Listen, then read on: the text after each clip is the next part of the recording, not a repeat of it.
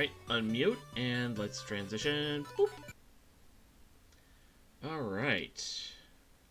Also, it is embarrassing, but all the times I've glanced at that Nobu gif out of the corner of my eye and thought they were spears rather than Rifles, yeah.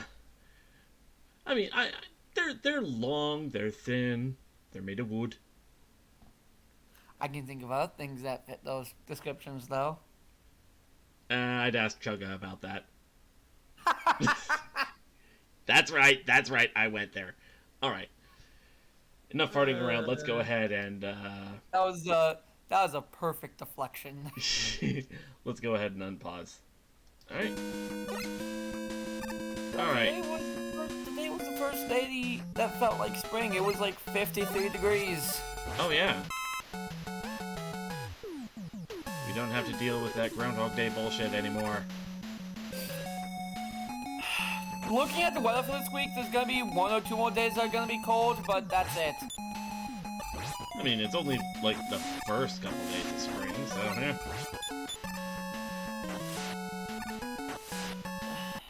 Ooh. 5. Okay, switched over to Woodman stage in 2. Good boy! Good fire-breathing boy! Yep, the hot In dog. the wood stage. Okay. Why is there a fire-breathing dog in Woodman stage? I just need to ask. I honestly don't know. And Hey, Isaac. Yes, Isaac has embraced the Shinobi Inquisition.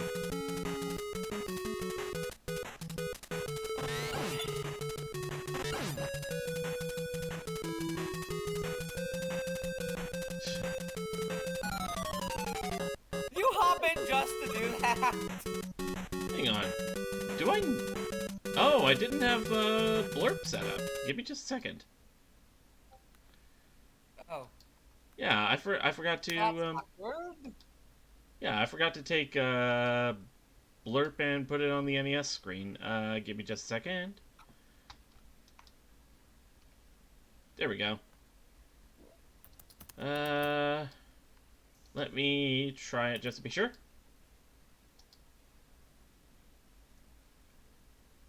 You horny bastard. Yep, there it is. Okay. We're good. We're good. Alright. Unpause. Ooh, Windman stage now. Okay. Would now be a good time to say I hardly remember anything of where I left off last time. No. Perfect. Okay. Perfect. Alright, this one. Up.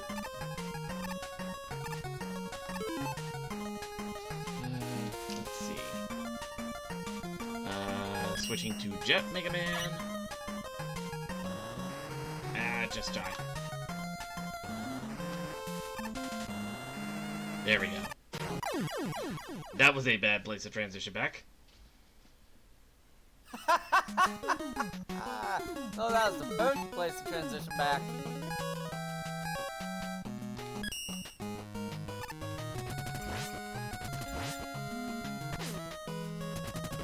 There we go.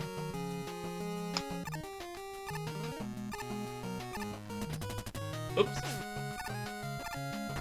Hi!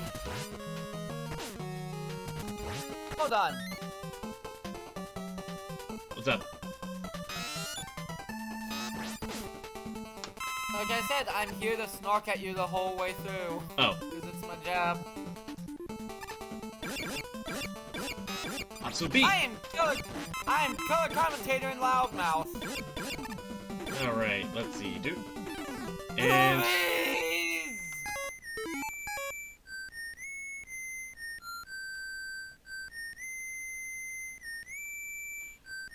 I love the silence after one of my stupid references. Oh, that's because I was listening to, Proto Man's whistle.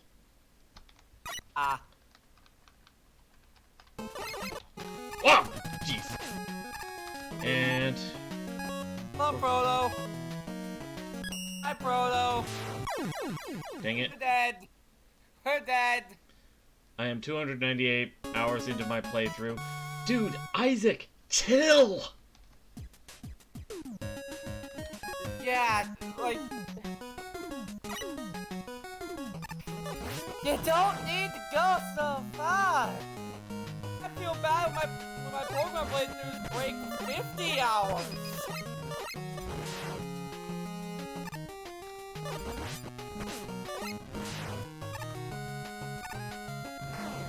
Like, there's a...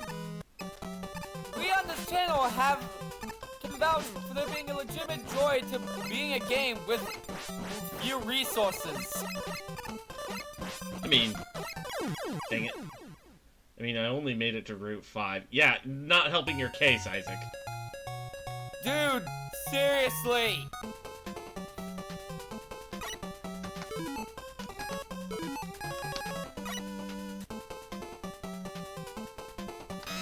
Just play the game! Like, I feel like an ass for saying that, but seriously, just fucking play the game! You don't need to grind for 300 hours!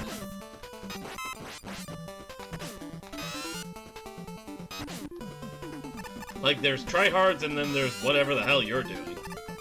Exactly.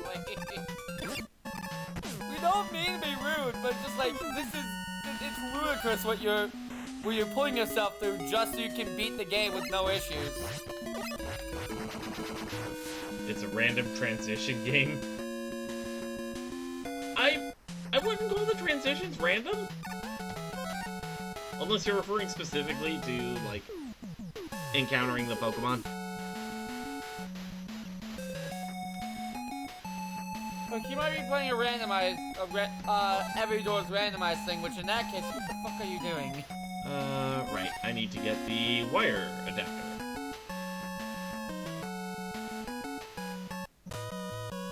Okay. And I have enough, Rolling Gutter to deal with Elecman. Oh, no! Fell down a Veni Vidi Vici hole!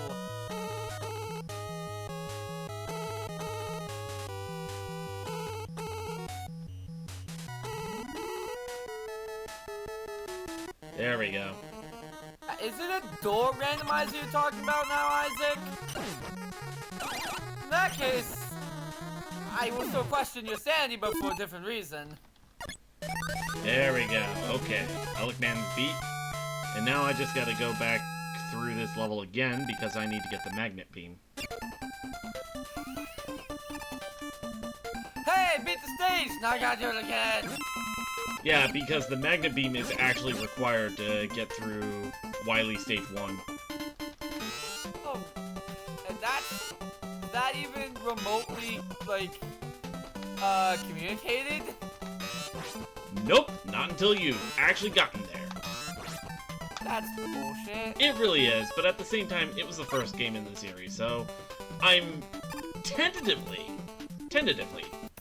willing to give them a pass on that.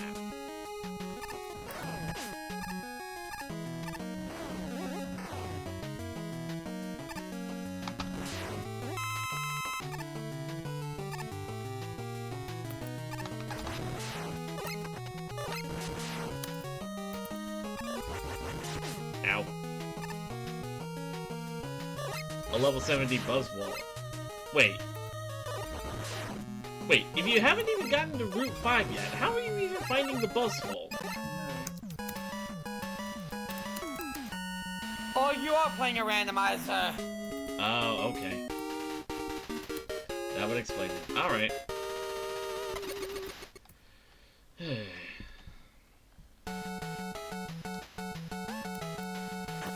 Alright, I got the wire adapter.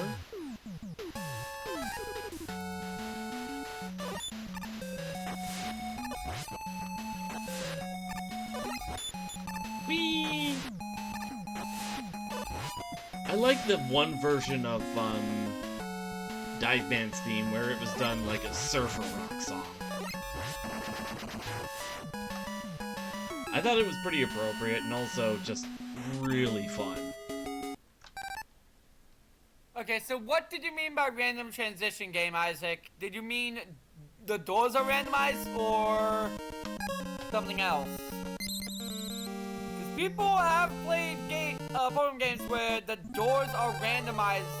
Yeah. Doors send your randomized, which that's just horse shit. What do they call it? Just door sanity? Door sanity. Oh. Oh, then yeah, no, I'm still gonna be questioning, yeah? Because you don't need to grind for 300 hours in any Pokemon game. Okay. Dude, What? there's a limit.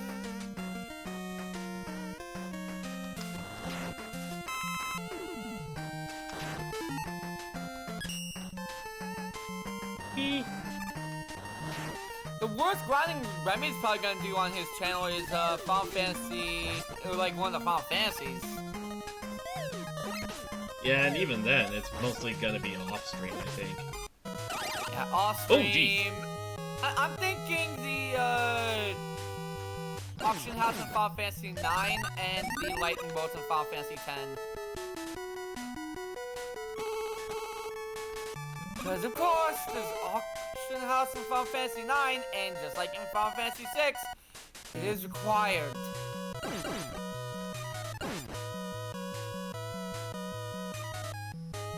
Yeah, But imagine you having... like Final Fantasy 6, so you might like the auction house in 9. Yeah. 1 billion GP!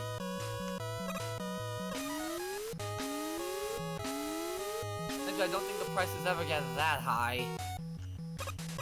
Yeah, it's kind of the thing in the Final Fantasy VI auction house. It's like, once you've seen that one come up, even if you actually have the money, you know you're fucked. Oh! I'm also gonna love seeing you get Ramu in Final Fantasy 9. Rama in 9? Oh, fun. Because he's required to get, and you have to solve a story puzzle.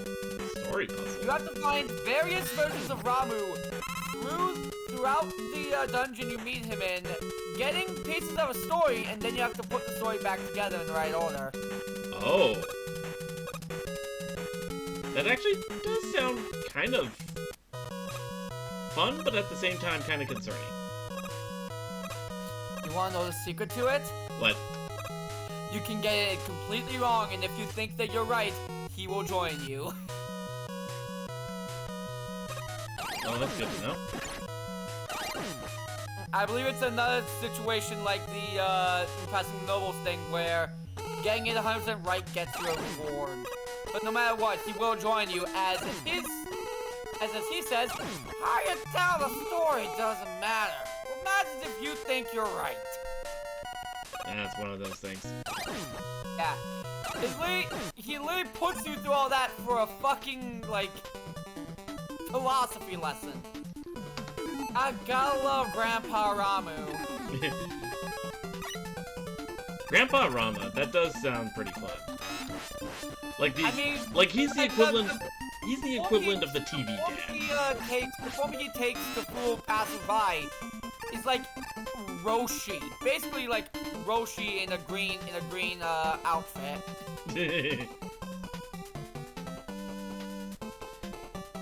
Now I'm just imagining Final Fantasy, but Rama is just watching aerobics just to watch the ladies.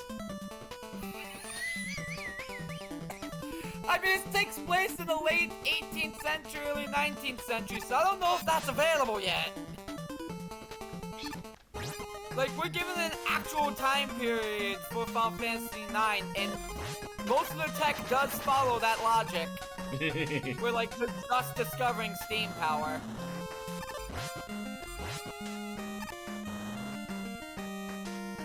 Like, it's a whole thing in King Sid's kingdom that they're working on steam-powered airships rather than mist-powered airships. Gotta Because separate steam the is mostly perverts from the safer. connoisseurs.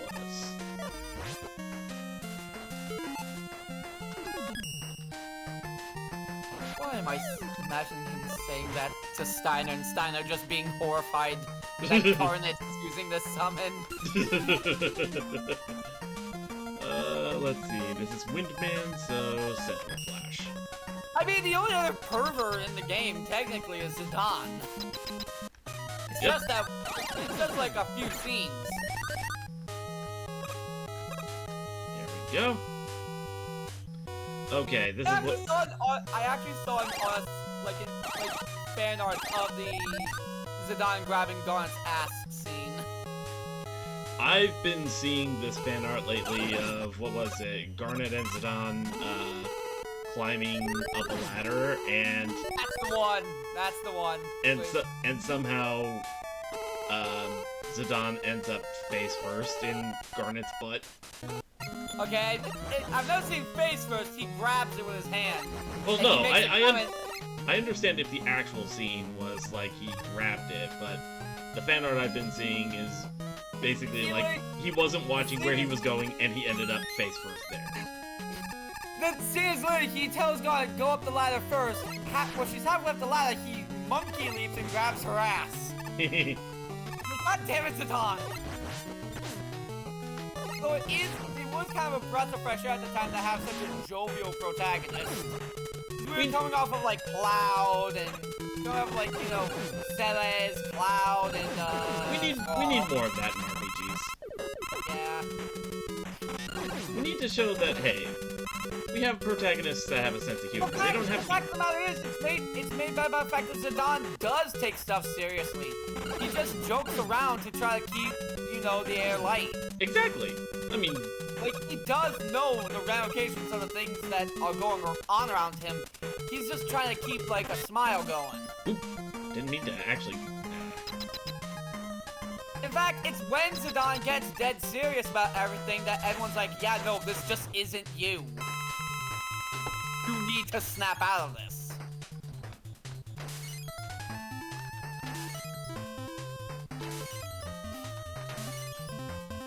I was not gonna lie, that scene would also 100% have fit in Final Fantasy X with how Tidus is in the beginning of the game. Yep. Alright, Windman's down.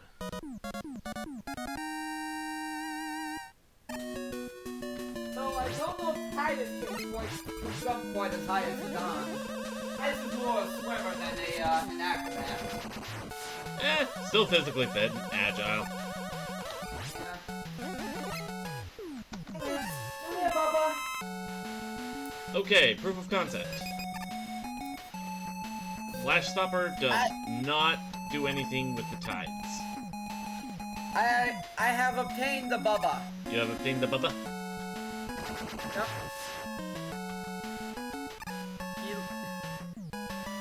He licked his chops in confusion. He's like, why are you holding me? Because you're cute and you're warm on my lap. Because it is still a little chilly in my apartment. Yeah. Thankfully, it doesn't look like it'll stay that way for a while. You're lucky. You have a 200-pound dog. You have been a walking weighted blanket to keep you warm. Basically, yeah. Whereas I have a throw pillow with attitude. I hear throw pillows, and I'm constantly reminded of that one scene from the 90s Ninja Turtle movie. What was it? April encounters the Foot Clan. Why does that always happen? As soon as I said throw pillow with attitude, Lance gave me side eye. Not to give him a point there. But yeah, I imagine that bit where Leon is like, "Are you crazy? Why'd you bring her here?" And then Raph is just like, "Oh yeah, I'm crazy. Why did I do this? Because I wanted to redecorate. You know, a couple throw pillows, a TV news reporter. What do you think?"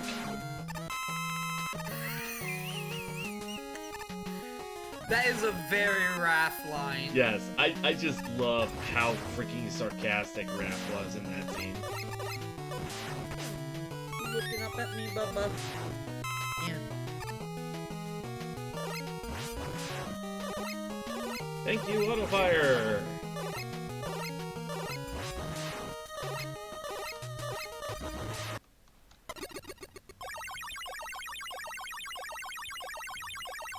only 43 degrees in my room currently.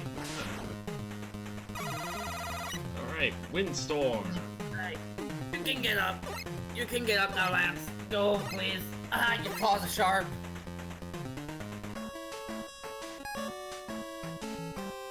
Alright, stage select.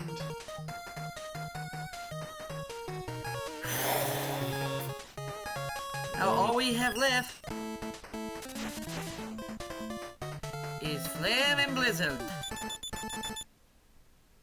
I'm Mr. Green Christmas.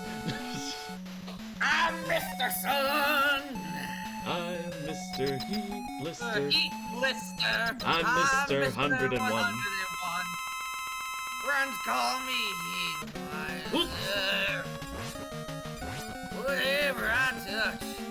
Starts to melt in my Like the clutch. Nintendo Bench version of that I sent you, like, over Christmas. Oh, yeah. Everyone pointing out how, like, Heat Miser's very slow and methodical with her movements in that one. Like, she doesn't immediately thaw the frozen guy. Oh, okay, yeah. I forgot these chickens are weak to quick ring or whatever. Oh, those chickens are weak too? Deep fat fryers. I was gonna say 7 of the spices. Oh no, it's 11. Oh yeah, no, it is 11 of the spices.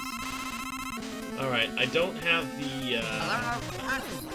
I don't have the atomic fire, so I'm gonna have to use the metal blade.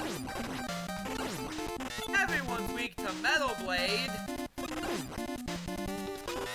Yeah, but I mean, even on difficult, the atomic fire can take Woodman out in like 2 hits. I mean, like he did to you? That's because I was low on health. Ah, freaking! I don't think I deserve that. Yes, you did.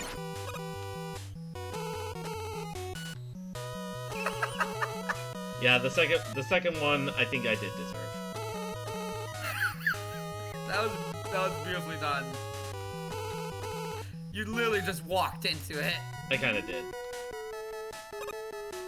Alright, now that I actually have the magnet beam, I can just make this bit easier. Oh, of all the places. That's gonna be fun to come back to. The platform's still active, I should be fine. Or if it's not.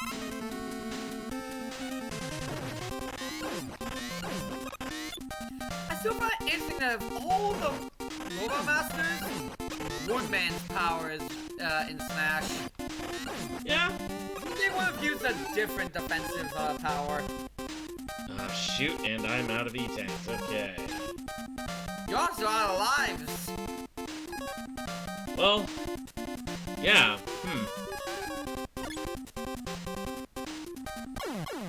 Maybe you should have gone for Atomic Fire first. I was trying to get to Woodman specifically so that I can, like, take care of Airman more easily.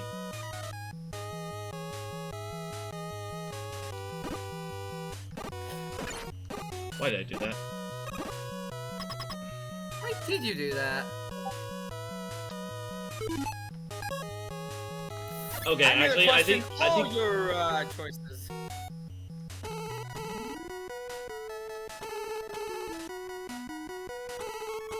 What? What's up? You were saying something and I interrupted you. What were you saying? I was going to say, I think I know what it is. I think it's like I thought it switched to a game where I had the slide feature.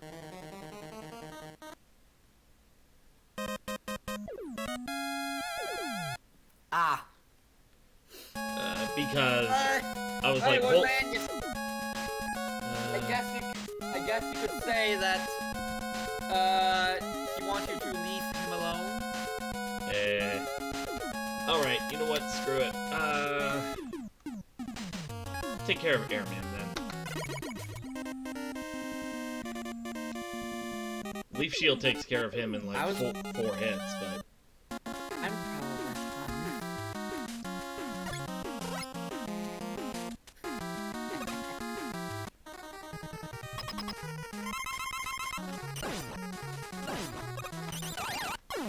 Ah. Oh well. I was gonna. I've got the magnet beam anyway, so I didn't mean to click that.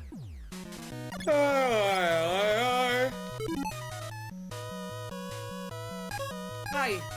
I think I just set myself back a bit with that. Yeah.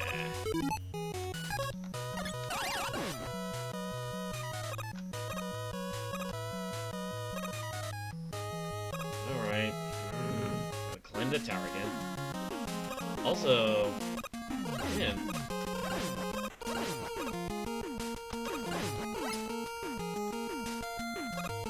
Ow.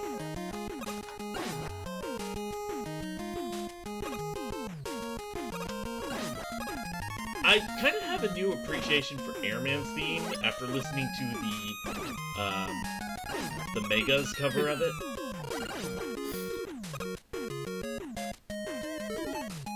Can't believe it's 108 in my room. Oh, you meant 43 Celsius? What? Okay. That sounds like a Do you Sonic. have a fan? Yeah, do you have a fan? That might be useful.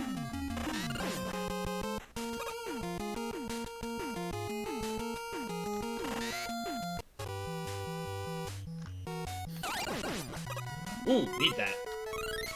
Okay, I'll take that extra life. I am in a basement. Oh. Basement or not, it helps to have a fan.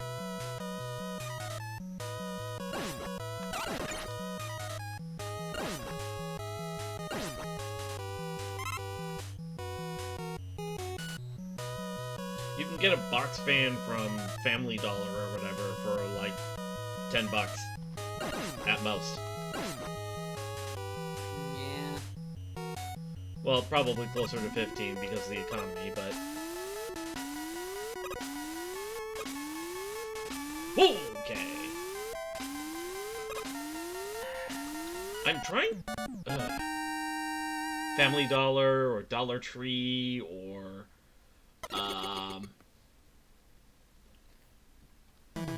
any of Dollar those... General? Dollar General. Any of those kinds of stores. I have just stumbled upon the Sabin wraps from Hyodine. The what now? Hyodine, Final Fantasy VI Sabin wraps. Oh, yeah. Sabin, Oh, Sabin. I say Sabin. I say Sabin. Well, never getting the official pronunciation. Because I think his Japanese name is something like Nash. Yeah.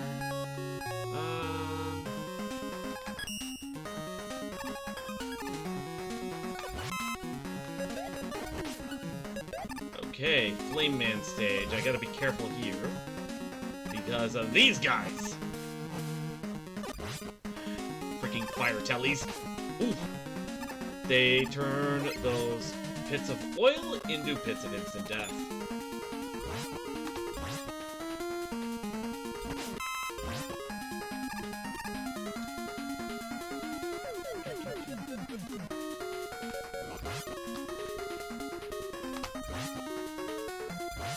There we go. Normally I use Dust Crusher on those, what are they called? Jumbigs? Should I have 89 large experience candies? Isaac! Just play through the game normally!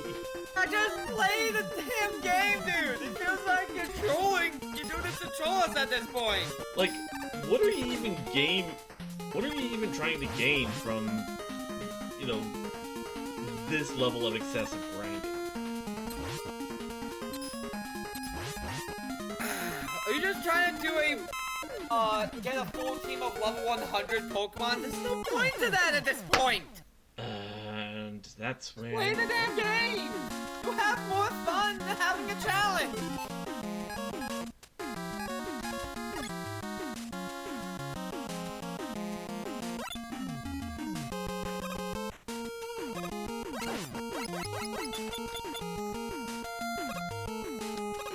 I do like the little deflection animation of the quick boomerang just bouncing off of things.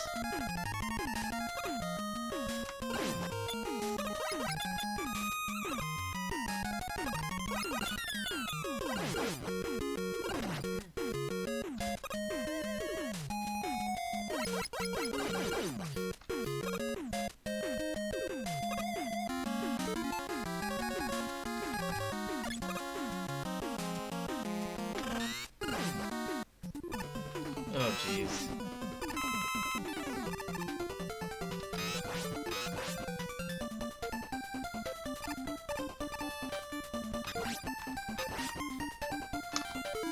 How many... Yeah, okay. I'll go for another E-Tank. Told you already, an Oaks challenge. Remind me what that is again? I don't remember if I've ever actually heard it.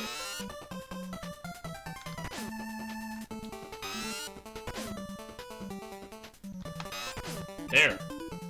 Damn that.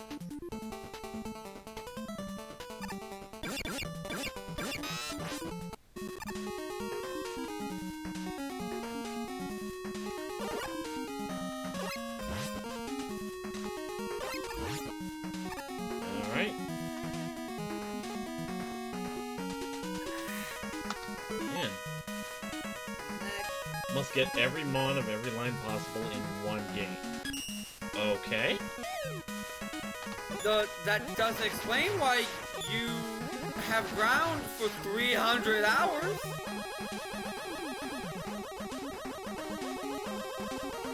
Before Route 5. Seriously, at that point, you might as well just, yeah, play the game normally.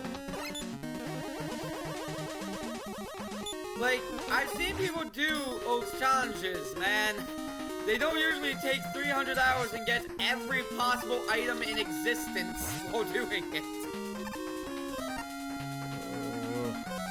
You know what? Like Steven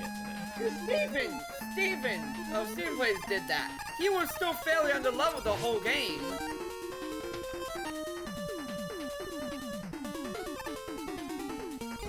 Getting every Pokemon in the Pokedex doesn't mean grinding for 300 hours. Oh, needed that.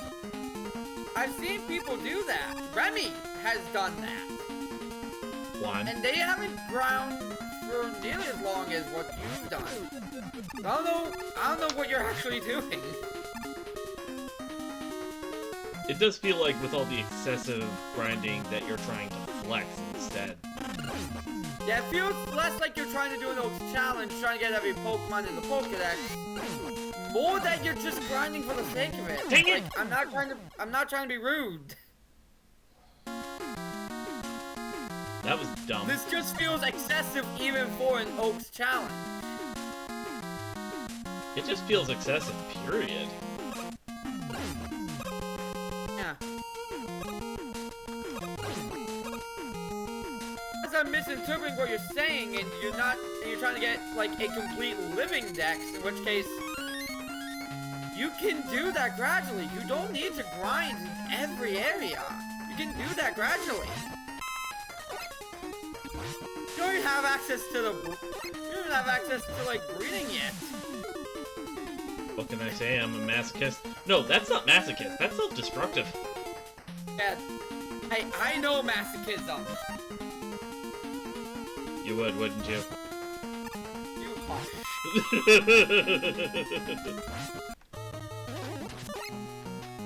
You know better.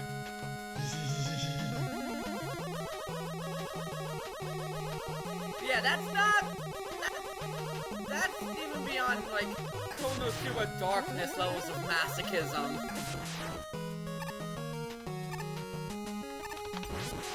There we go. Possibly beyond what even darkness is willing to subject herself to.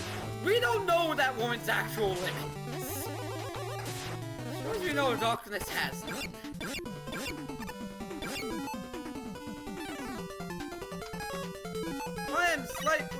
I'm always slightly worried about continuing Konosuba. Still on episode 2. I've only seen like a couple clips of Konosuba. If you've seen any clip of Darkness, you would know. I know that much about it. I'm still, like, her ideal man is still the most concerning thing ever, and it feels more like a fetish writing than an actual character. God damn it, happened again. Because you know what Darkness's ideal man is, right? Refresh my memory. Darkness herself says that her ideal husband is someone who will sit at home all day, wasting all their money while she works, and then when she gets home, he throws a bottle at her, will throw like an empty beer bottle at her head and tell her to go sell her body for money. Oh, Jesus. Yeah, like, that woman does not need a husband. That woman needs mental health.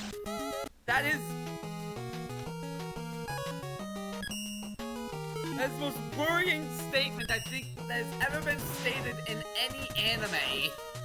I think that is the definition of my red flags are big, but my tits are bigger. No, her red flags are 1,000 times as big as her tits.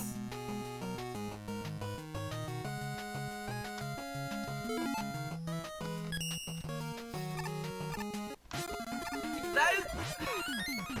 According to friends, like, that's one of the few times her, like, shtick gets worrying, but, like, that's still not a good statement to ever be made. Like, you can have a character who's super masochistic as a joke and not act that way. Not, like, talk that way. Ooh, need that. Ooh, okay. As a writer, I try to avoid that stuff. I'm just not too big into the whole masochism angle of anything, because slippery slopes and all. Same thing for Satan. There's always gotta be a limit, and there should be very clearly defined hard lines in writing about when writing a masochistic character. Darkness sometimes crosses that line. Like, her throwing her weight, throwing herself into the way of an attack, because it feels good, that, like, for the context of the show, that makes sense. She's a tank not because she wants to protect others, she's a tank because the pain gets her off. That statement is so worrying. Yep.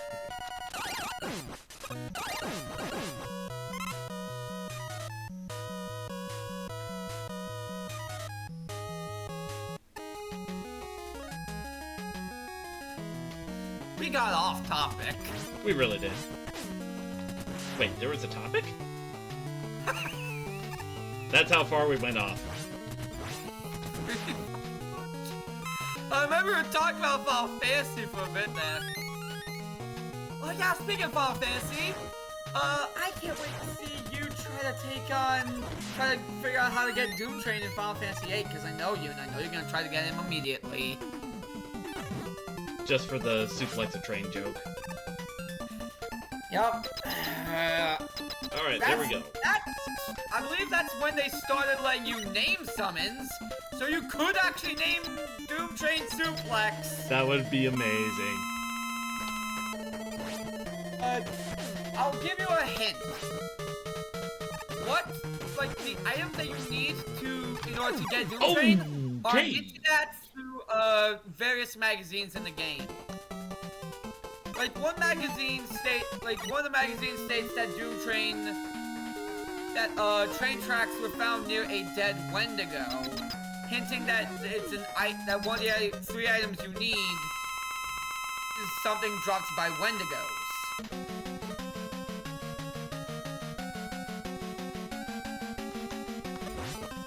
Oh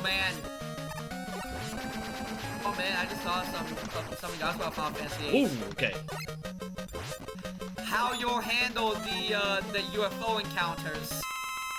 Oh, I forgot 8 had UFO counters. Okay. Will you kill the alien, or will you give him a Mega Elixir? I personally killed him, not because I wanted to, because it didn't have the Mega Elixir he wanted.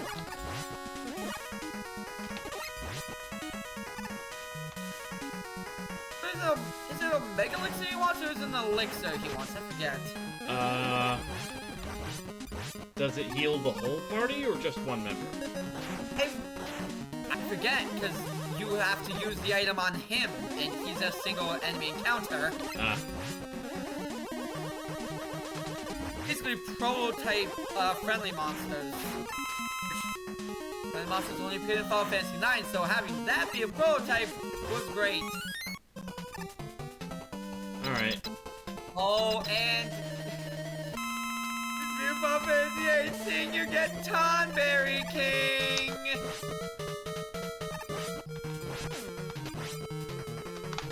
Seeing you suffer through getting Tonberry King and Odin, probably in the same trip, because I know you, and I know you're gonna want to be that efficient. Yeah?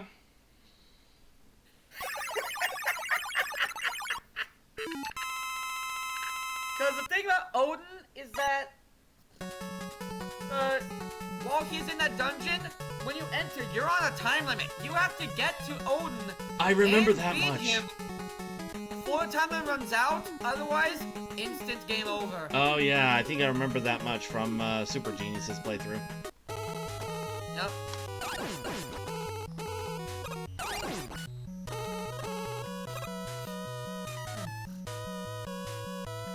And what happens if you beat him in that time limit? You just straight up get his summon? You get his summon in Final Fantasy VIII. Oh, how Odin works is that he will randomly show up at the start of an encounter with regular enemies and instantly end the encounter. That's always a cool thing to do. Odin basically shows up, says fuck these enemies, and cuts them all in half. And when you get Gilgamesh, he can do the same.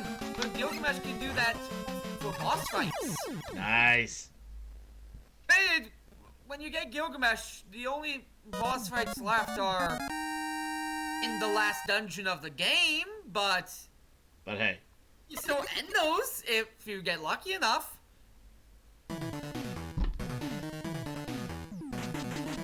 Though Gilgamesh also has 4 separate attacks he can do.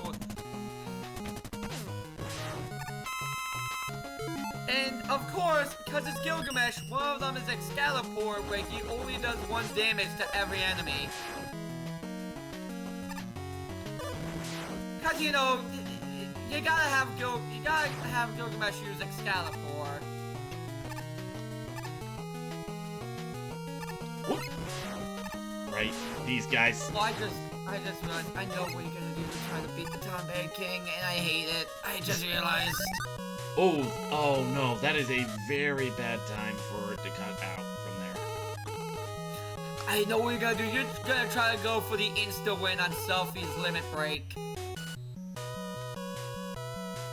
Selphie has an instant win option? Selphie's Limit Break is essentially slots. Oh. She will pull up a random spell in number of casts, and you can keep selecting do-over within the time limit that you're allowed to cast her Limit Break.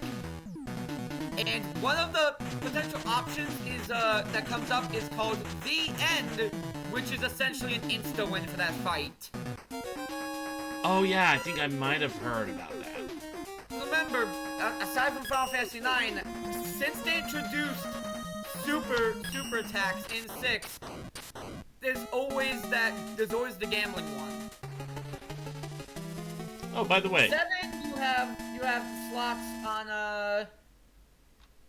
on Keishi, and in 10 you have Waka with his reels, which Waka has 3 different types of reels.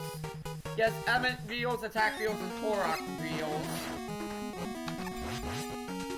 Which you get the feeling you're gonna do, even if you're not going for the selection weapons, you are gonna do Blitzball just to get attack reels. Oh, geez, okay.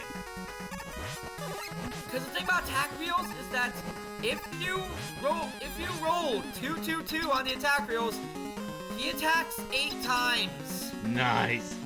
That makes sense. Yeah. 2 times 2 times 2. Yeah. And I know your obsession with gambling-based attacks.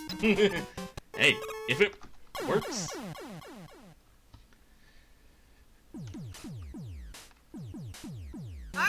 Nine's really the only game with a limit break type system where there is no gambling. Cause, the Dawn's Trance is like energy-based attacks. Garnet's is Eidolon, which means that the summons themselves show up more often rather than sending their weapons. Vivi's is Double Black. Steiner's is just a power boost. Freya's is Dragoon, where when she jumps, instead of jumping back down, she throws like a volley of spears from up above, and will do that like every turn for a while.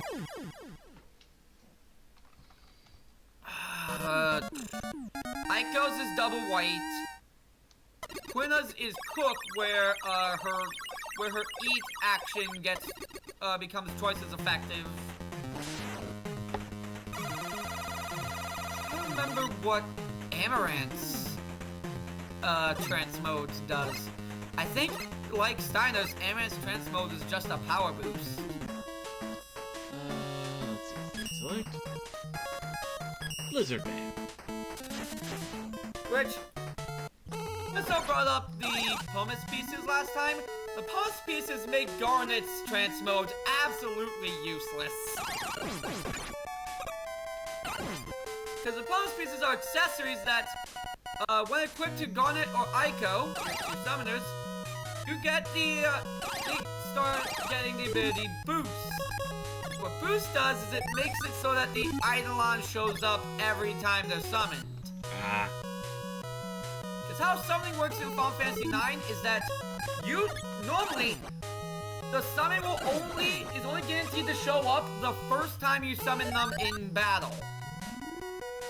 After that, there is a percent chance that they can show up based on the number of jewels that you got them from that are in your inventory.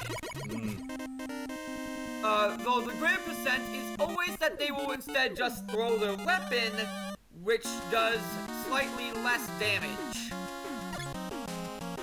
Basically, the Eidolon's like, okay, I show up for you once, now I'm just gonna sit on my ass and throw my weapon half the time. Which, not gonna lie, seeing Odin throw his sword from off screen is kind of funny. Seeing just Zantetsu can just land in the ground. Oh, god damn it. 9 also makes Odin so much better. Because in 9, there's a piece of equipment that you can get for Garnet that lets her get the passive skill Odin's Sword. What that does is that makes it so that Odin, if he fails to insta-kill, will do non-elemental damage. That's pretty neat. Yeah, it's really good. I think it's the Ancient Aroma that does it.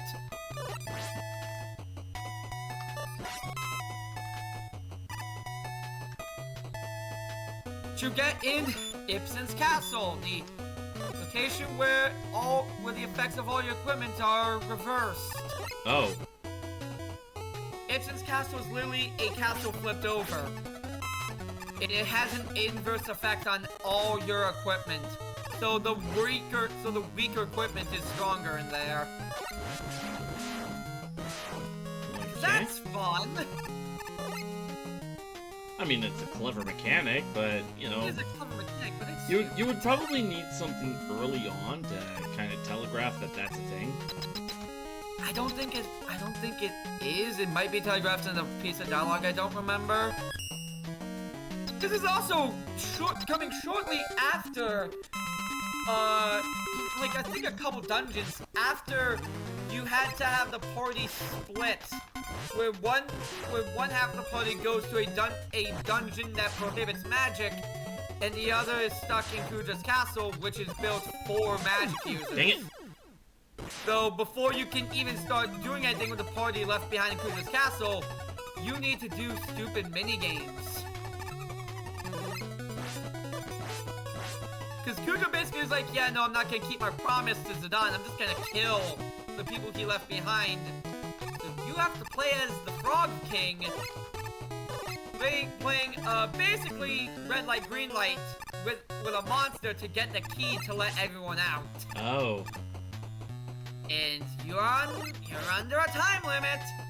If you don't get the key in time, everyone that's left behind is executed. Instant game over. Jesus. So you have to play red light, green light with a time limit. Squid Games, got it. Yeah, essentially. What the fuck? What the fuck is this? What? What are you fighting? Doc Robot. The 8 Woodman. Yep.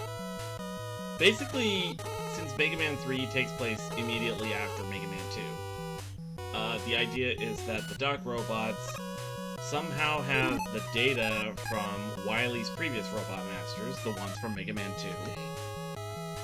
And so they have their attacks as a result. Magnet Beam. I just realized that the 3D Final Fantasies for the longest time actually really loved playing with time limits. Because 8 has like a bunch of time limit. And so does 7. sections. Yeah, 8 has a bunch of time limit sections. Ooh! Lizard Man. Because I remember that there's also the prison escape section where you have to play a squall crossing a bridge. Like, with the view kind of in a screwy way under a time limit.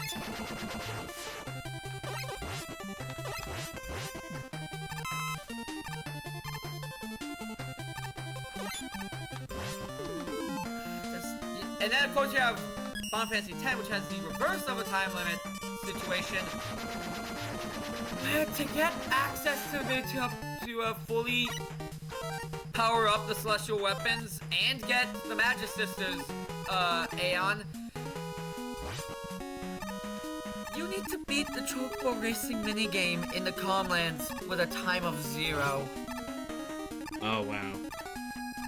To do that, you basically need to hit every balloon on the way and avoid every bird. Oh, fun.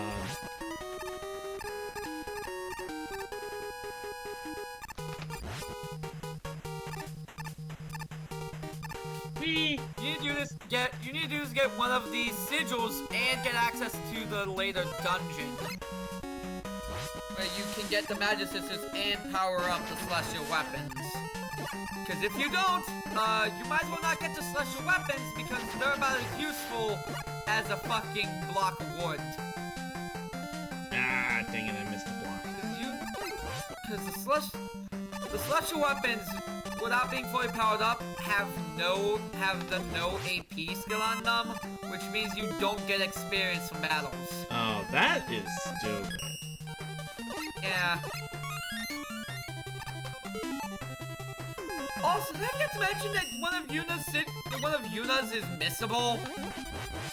Right in the beginning of the game, if you swim right up to the beach with Waka and the Aurochs on it, you don't get to power up Yuna's celestial weapon all the way because they expect you to swim to the side first and go to a little hidden alcove. That is super dumb. It really is. There were really decisions made, trademark, in some of these Final Fantasy games. And the thing is, you don't need a celestial weapon, but it's still so stupid that they did that. I believe that's the only missable sigil. Like, there's very few things in Final Fantasy X that are outright missable. I believe it's only that sigil, and then like 3 of the Albed primers that are outright, if you don't get them when they show up, you're not getting them. So at least they're merciful in that, Providence says merciful in that it doesn't do that very often. Let's see. Good, right? Whee! Like, that's at least good, right? Yeah, I guess.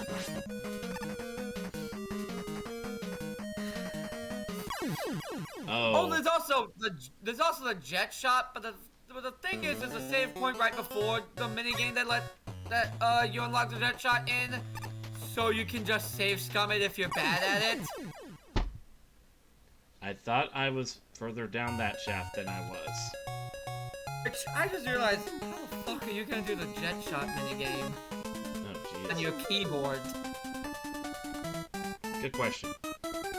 Because to unlock it, you need to do a minigame where you press the directional buttons and the A button, or X button, or A button, depending on the version you're playing, to break through memories of jets so Tyus can focus on performing a shot. And my experience of playing the Switch version of the remaster, it is very much built for the PlayStation controller.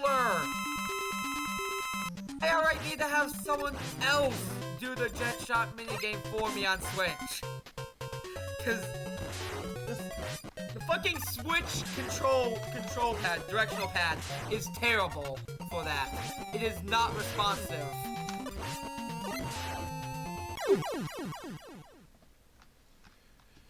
Alright, so Napalm Man's down.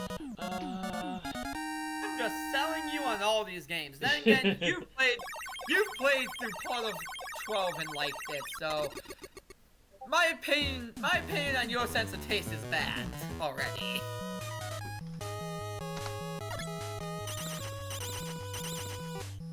I love you, babe, but you liked Final Fantasy 12.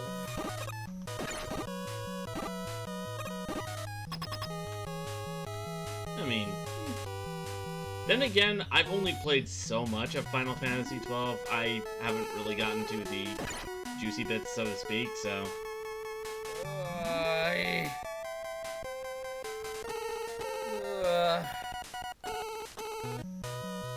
Remember the name of that dungeon I'm thinking of? The one I know you're gonna absolutely love. And I realized I blocked the name of the dungeon out of my memory because it was that painful. You forgot it so thoroughly that you can't remember it. No, the thing is I remember the walkthrough of the dungeon, I just don't remember the name. No, that's what I mean. Ah. I hit the jump button. It's like how I once tried to wipe my memory of like the worst hentai I ever saw, but I only succeeded in wiping its name from my memory. I'm not good at brain bleach. Maybe you just need more potent brain bleach. Maybe. That's what I got you for. I'm the brain bleach. You know what I'm referring to. I'm not gonna make the joke.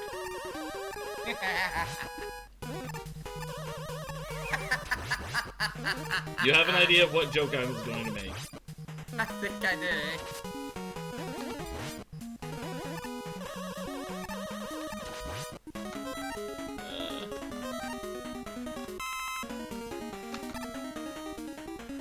You know what? Screw it.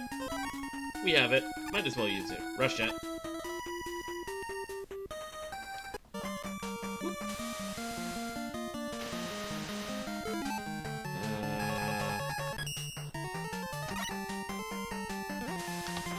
Whoop. Ooh, E10. Nice. I bonked my head. Well, at least I hit a checkpoint just before that.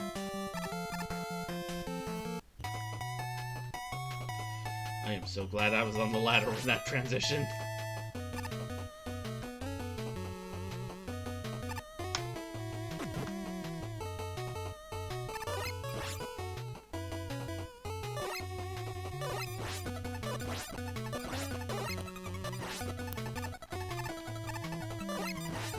I saw bits of John's stream last night, and there was something I had considered doing, but I'm not sure. Seeing it in action, I want to do it. What?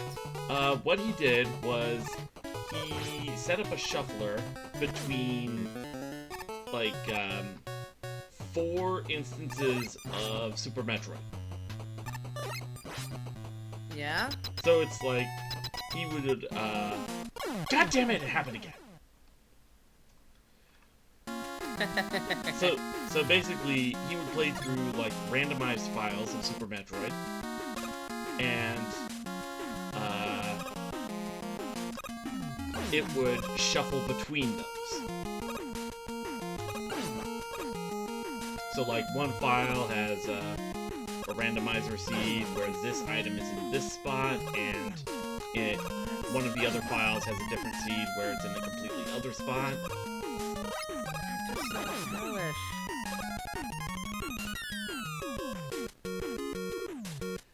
And the funny thing is when they edit the sprites that you use as well. Like one of them was Justin Bailey, one was normal color Varia suit, one was the Metroid armor, but the middle of it was completely black, so you couldn't see it against dark backgrounds.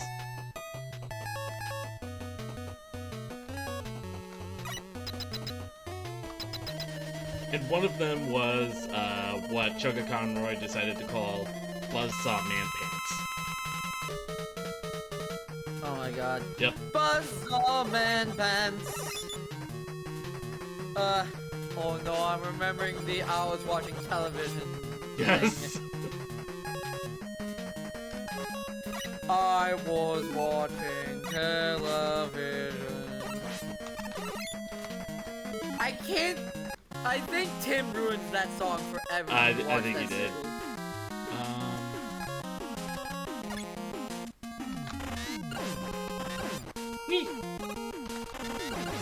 Oh man, Tom's Hitman Will of Sash Freelancer mode. If I die, the stream ends thing. Oh yeah. How long did that last? Yeah, that's the truncated video. I'm gonna look at Tom live. Ugh. Finally made it past that section. No, you should do something like that, but you should do it in a game that's blind. Oh no, I'd be straight up fucked. Better yet, play a game, do it in a game blind, but have me as your guide. Would you trust me? Not when that happens.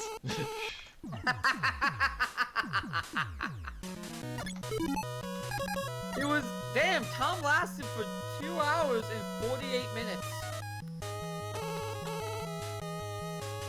Tom lasted for damn near 3 hours in a challenge where he cannot die or else the stream has to end. Okay, now question. Was he allowed to fail the mission? I don't know. I didn't watch that stream. Oh god. Okay. Knowing Tom, knowing Tom and how often he screws up missions and some of the other ones, I could believe that he allowed himself to screw up missions. Just as long as he wasn't outright killed in the game.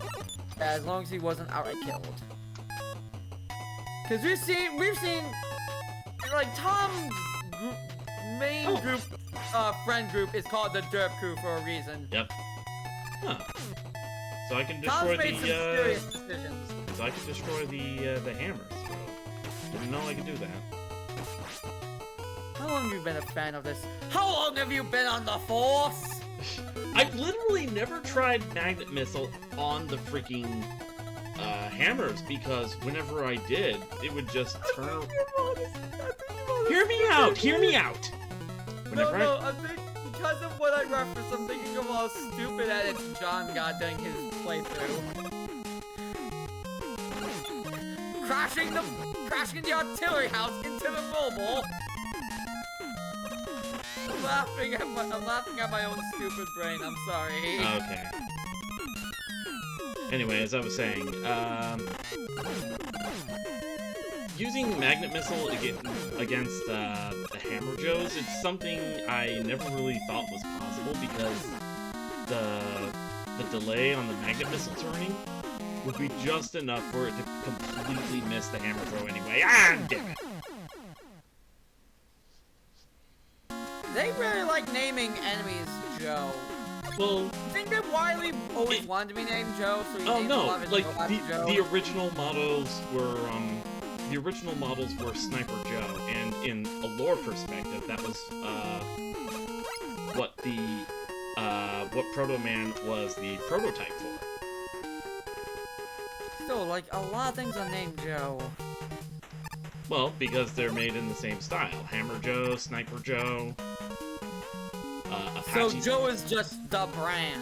kind of like, basically, it's kind of like an archetype of robot in the franchise. Like, they're supposed to be the military force, like G.I. Joe.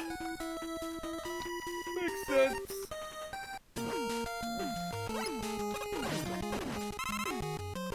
Screw it. Damage boosting saves lives. The ear birthing Onis. Yep. Air tikis, I think they're called. They're Onis that give birth through their ears. I'm sorry. They're Yeah, not tiki. no, I can't unsee it either. They're not tikis. That, We're called those a tiki. I know, I get it. The name is Air Tiki. Is that the name in the Japanese version? I think that's the name of, like, the official English version. There you go. This was the 80s.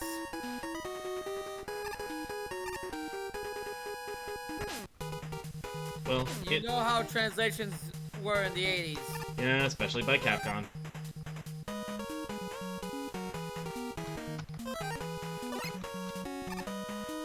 Just ask Ryu from the streets.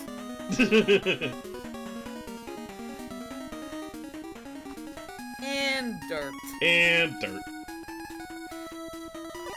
See you in Street Fighter V, everybody. Still love that stupid edit. That They video knew- was so dumb. Like, it's obvious they were trying to make it as cringe as possible, so to make it even funnier. Yeah. It's funny that we're at what? 11 Street Fighters and we finally have Ryu with a damn beard when he, you know, canonically has lived as a hobo since game 1. Yeah, maybe we just caught him at the time that he decided not to shave. He has no money. Where is he stopping to shave? Where is he getting the razors? He has no money. Good question.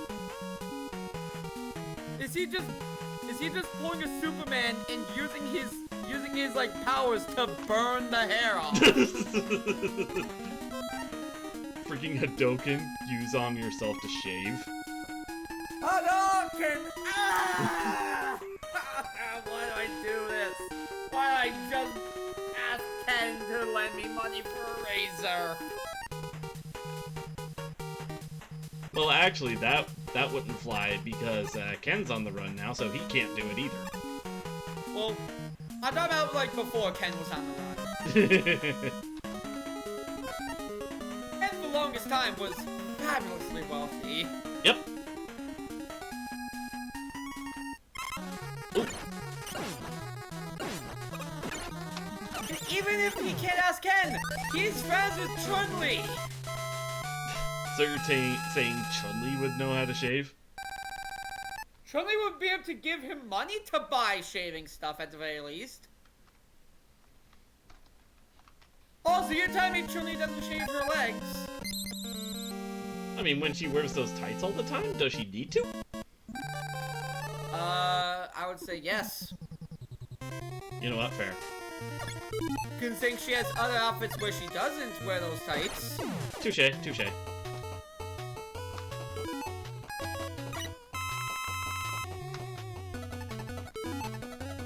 So maybe Chun-Li just uses, like, Nair or something. Was Nair even around back then? I don't know. Okay. Trying to remember. It sucks I can't use Nair anymore because now my skin reacts negatively to it. Yeah. No, don't eat the lighter! Damn you, Dark Robot! So it's in Japanese. It's basically called Dark Robot because in Japanese it's known as Dokurobato, which is supposed to be a portmanteau of the Japanese words for robot, obviously, and skull. But instead, so for the English translation, like, these guys have doctorates now. Well, the Japanese word for skull is dokuro. You know? I've played Yu-Gi-Oh! I know the card Dokuro Yaiba. Ah, yeah. In fact, I think you have Dokuro Yaiba in your deck. Actually, no, it wouldn't fit in your deck. Nah.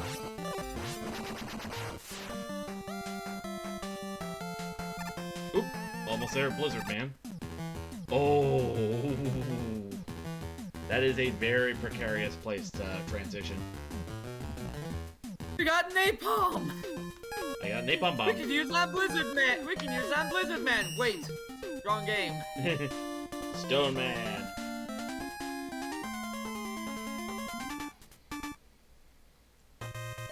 Time to fight a Dragon Quest Golem. He does look like one, doesn't he? Brick texture. Oh, right. And we have these Mets that split into baby Mets. The Met birthing process is very violent. You want to know what makes it worse? Later on in Mega Man 4, there's a boss called Met Daddy.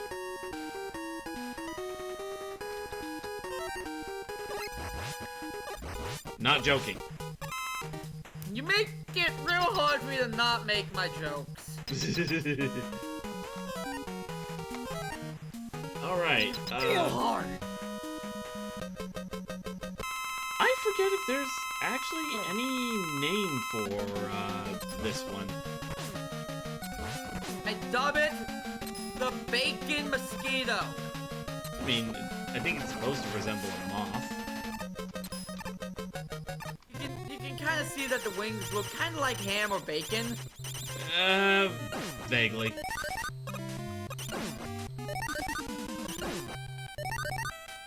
That's the bacon moth. It's the egg beetle. Egg beetle. From Sonic Unleashed, the first boss of that game. Jesus. I've never actually played Sonic Unleashed, but I've heard it is a hot mess. It Like, not as bad as Sonic 06, but still a hot mess. You wanna know the best part? Unleashed is the only 3D Sonic I've ever played! Oh, wow.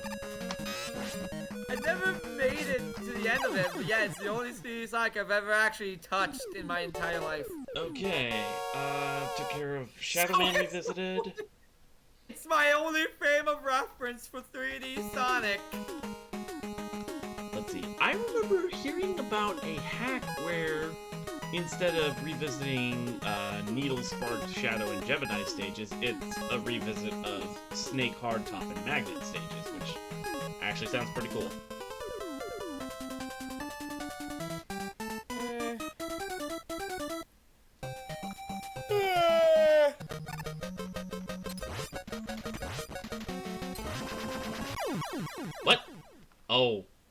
collision damage.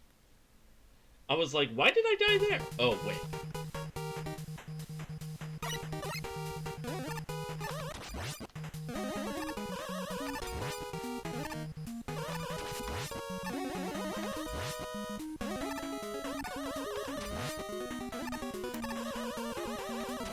The main thing about this stage is that if you die to the boss, you get sent so far back instead of to the boss board.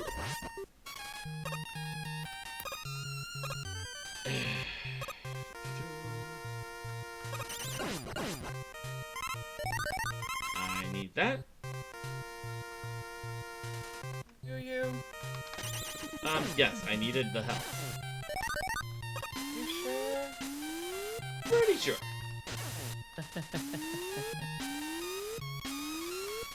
But are you positive?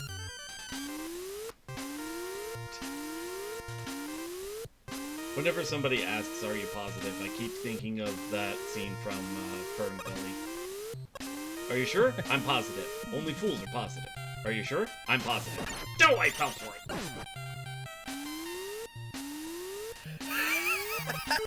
Hey! I need to watch that movie at some point. It is such a good movie!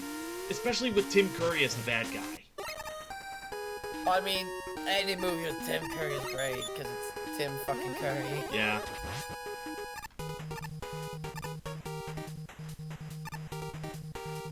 I still love that response that Tim Curry gave to someone saying that he needs more, that he needs to be in more things. He's like, come on. I've been in blank movies, blank TV shows, made blank, been a part of blank audio dramas, made blank CDs, and I've seduced a number of people over my something years. Come on, I've had to sleep every once in a while. I need to find that screenshot.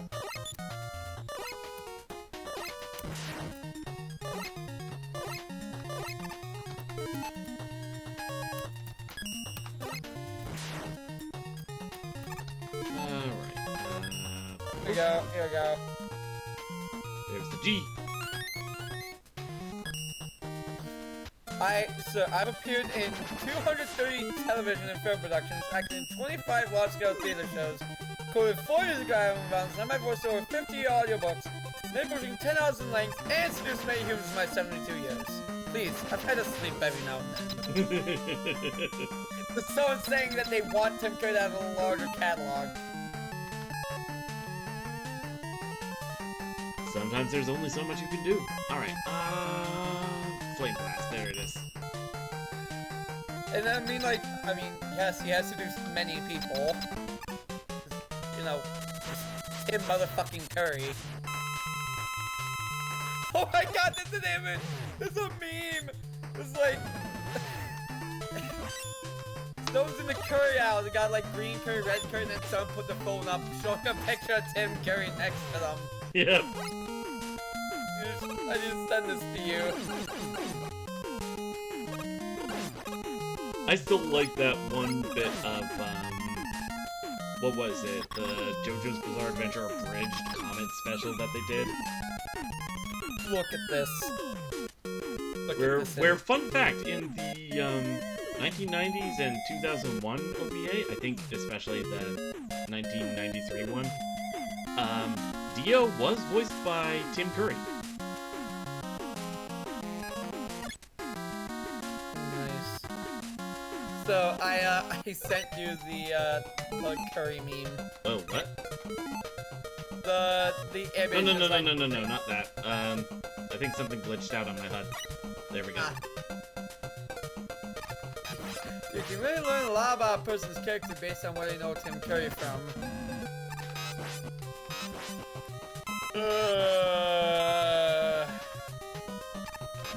Bad I haven't seen Rocky Horror Picture Show yet. Rocky Horror Picture Show? I've only seen a clip or two from it. And, of course, everybody knows the Time Warp. Except Jake, apparently. I'm going to the one place, not corrupted by capitalism. Spice! Spice! I love how they kept the take when Tim was trying so hard to hold it in and not corpse. Because it fit the character. Like, ironically, it fit the character. Everyone says, like, yeah, no, that actually really fits, that take actually really fit the character, so the outtake was actually the best take. You gotta love things like that. Before I take on Mr. X, I think I'll... Oh, never mind. I've seen that crossed with the capitalism in space scene from Doctor Who, and Tim Curry going like, damn it!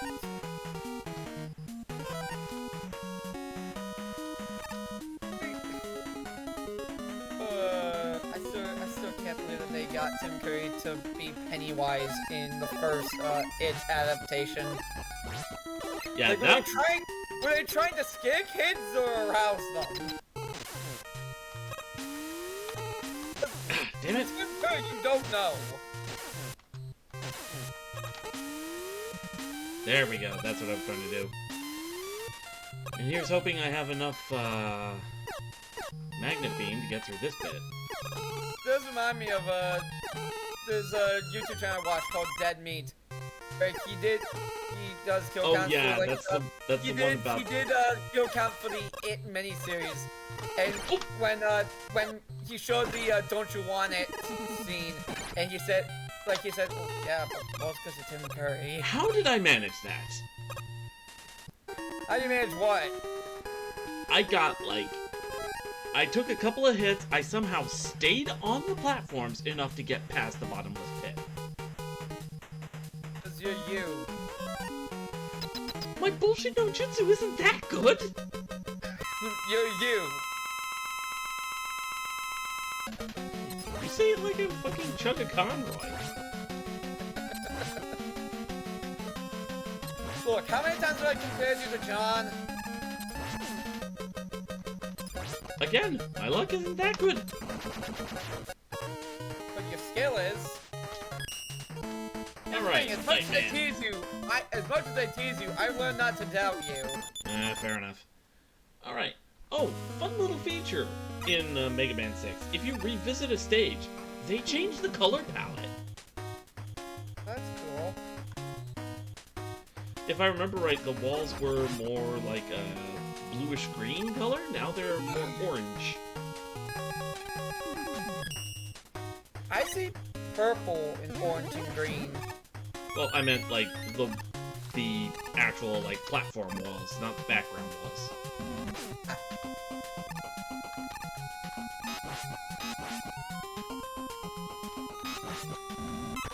Ow.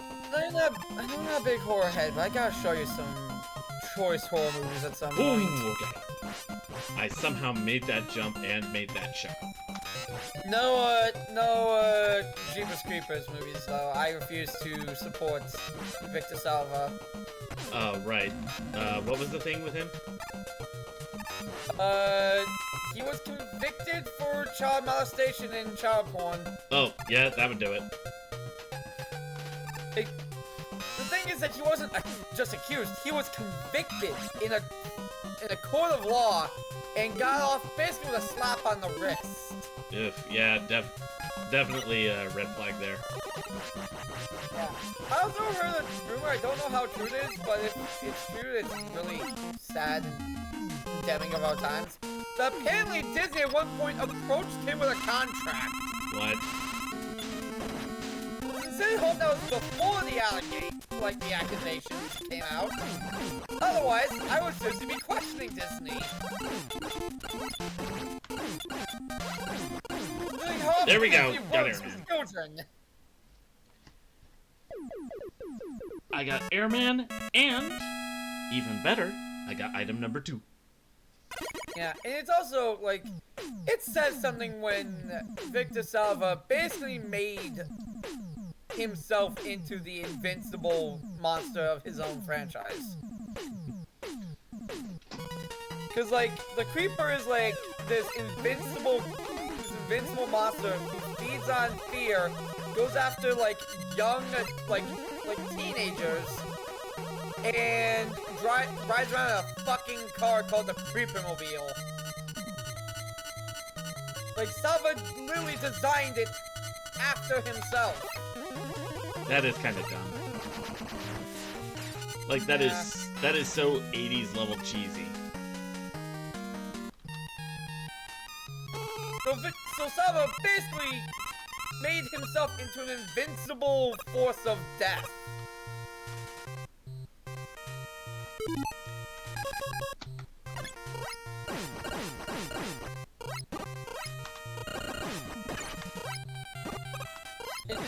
I mean, it says a lot when I will watch, like, one of the later Wrong Turn movies over you.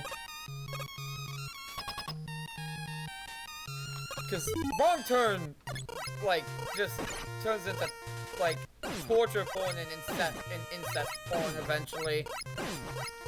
And I will still watch it over any Jeepers Creepers.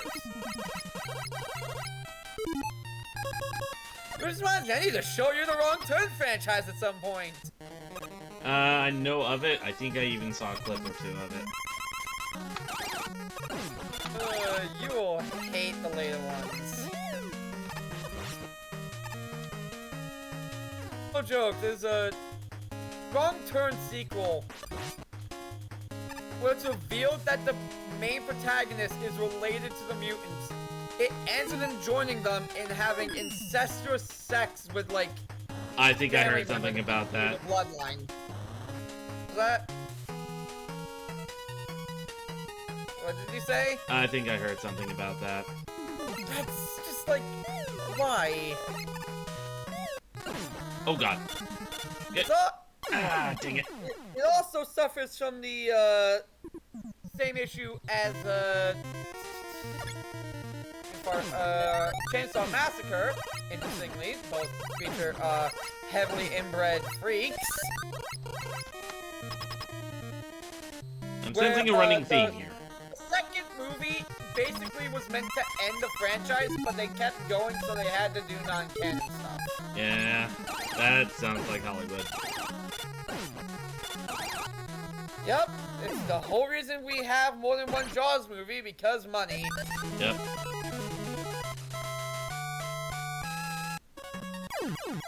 God damn it!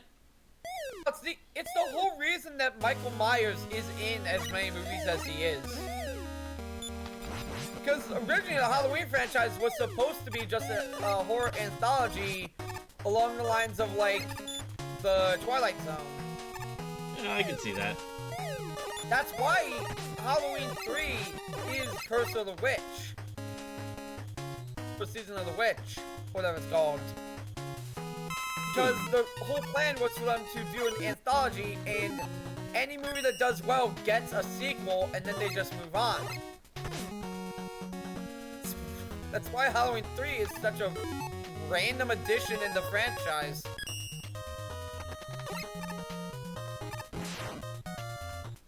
But because Michael was so, like, you know, popular after 2 movies, 3 bombed in The Office. Yeah, that would be a factor.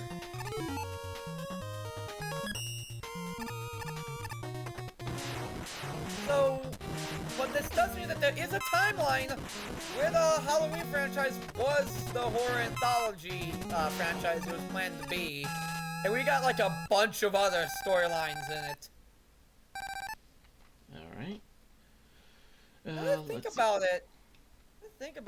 VHS essentially became... The VHS franchise was essentially what Halloween wanted to be. Yeah. Fireman.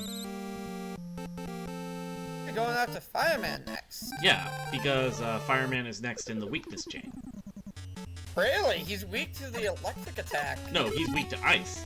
I just beat Right, Iceman. you did I completely blanked on Iceman stage.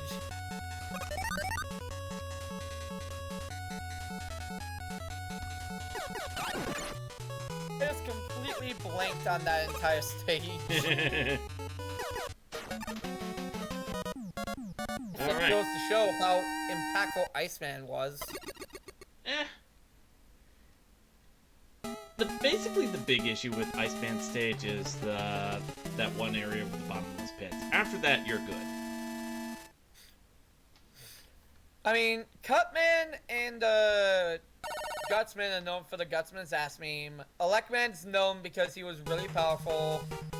Fireman's known because fire. Iceman's pretty much never remembered. And don't forget Bomb Man. Yeah, Bomb Man. Well, Bomb Man's also pretty forgotten.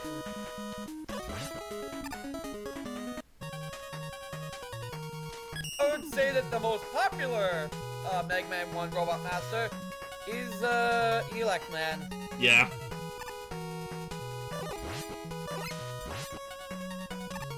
Ooh. Right. E-Tank. Time to fly! Yep. The one game where Mega Man can fly. Why they didn't let you keep this, I don't know. Well, I mean, there's Mega Man 7 where you get the super adapter, but that's about it. And then we have the well-made game that is Mega Man 8. Yeah. I forget, did I ever actually stream it, or did I just do the Let's Play? I think I just did the Let's Play. You just did the Let's Play. You Yeah. did the Dr. Wowie. Dr. Wowie. I will never call Wily. Wily is always Wowie because of that That's a translation. good question. Why did they give, like, such a mush mouth in that? Oh, by the way, I can finally get through Heatman stage, thank God. Oh my god, that's right. Beat! Why must I fight you? Shut up! No. Bass. Yeah, Bass! Why must we fight? Because remember, they weren't pronouncing it like the musical term, they were pronouncing it like the fish. Bass! You're not my enemy! Why must I fight you? Shut up! Shut up! So bad!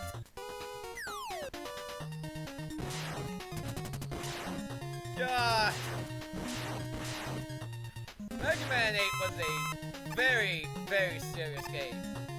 Totally serious. No memes at all.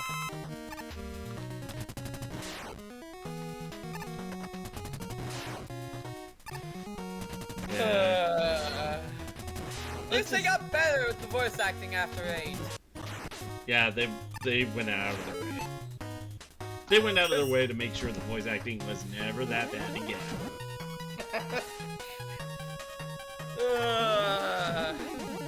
Imagine if it was. Imagine if they were just like, no, we're sticking to it. We're going with Tammy.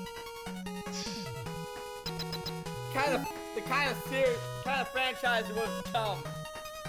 Still, what I really want as far as a Mega Man franchise or cartoon or whatever, just any kind of Mega Man universe, I want one Mega Man series where they go the Tokusatsu or Super Sentai angle, where they have all these like transformations and then they go into Kung Fu fighting and all that.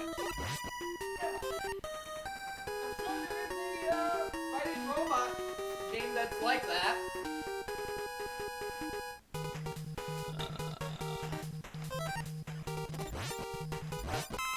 I got the box again. Alright, Rush Jet, over the pit of spikes. Hi, Lance.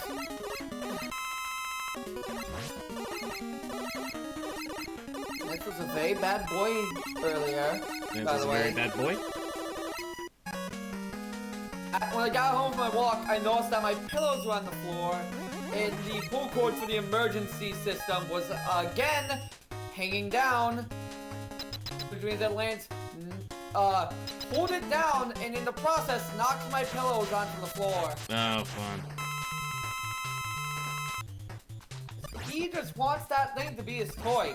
I blame them putting like a hard thing at the end of that for why he thinks it's a toy, by the way. I want to chop that fucking thing off, but I know I can't.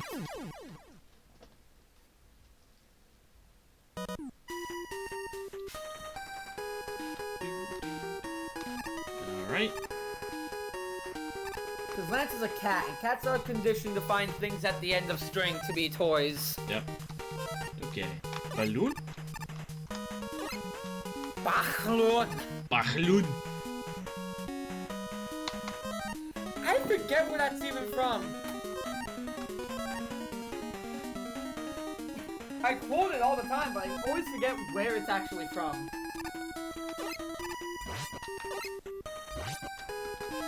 Alright, Judging by your silence, I guess you also forget where that Bachloon quote is from. It sounds familiar, but at the same time... There we go. It's probably just, you know, something that everyone... It's probably just remembers. mimetic at this point. Yeah, it's just mimetic. Like, you don't remember where it's from, but you will quote it nonetheless. Yep. I am amazing. We are embracing memes, the DNA of the soul. I am amazing and you will quote everything I say.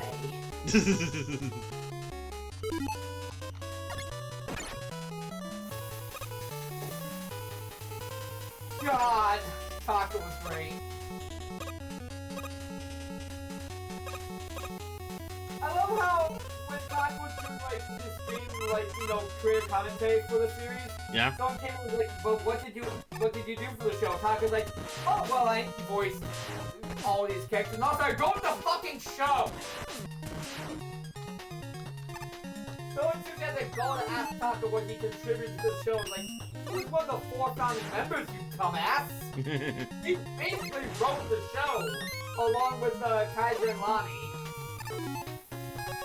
Was it over here? Nope. I can't understand why Taco felt a little insulted, possibly felt a little insulted there, given, you know, all the contributions he made to it. Like, I would be pissed too. I would be pissed too if I devoted the better part of like a decade and a half of my life to something, and someone was like, "But what did you do for it?" To be fair, I would have chalked it up to, hey, maybe they didn't actually know they're uncultured swine. That's fair. I probably wouldn't actually phrase it like that, but... I would because I am a petty son. I'm a petty soul. That's why I have you to keep me in line. Alright, okay, now for Mega Man 6, going into the Mr. X stages. I still can't wait for the day you finally meet the rest of my family. So you learn that I am indeed kind of the least sarcastic in the snarky of my family.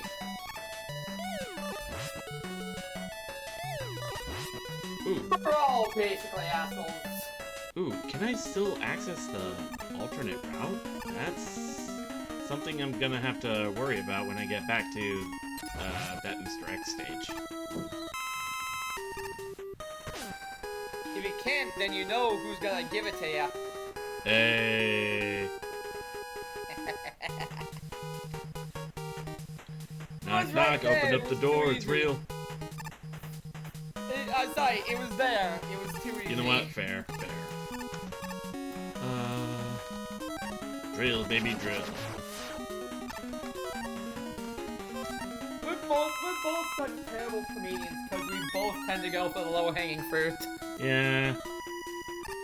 But like, the joke is there. The joke is there.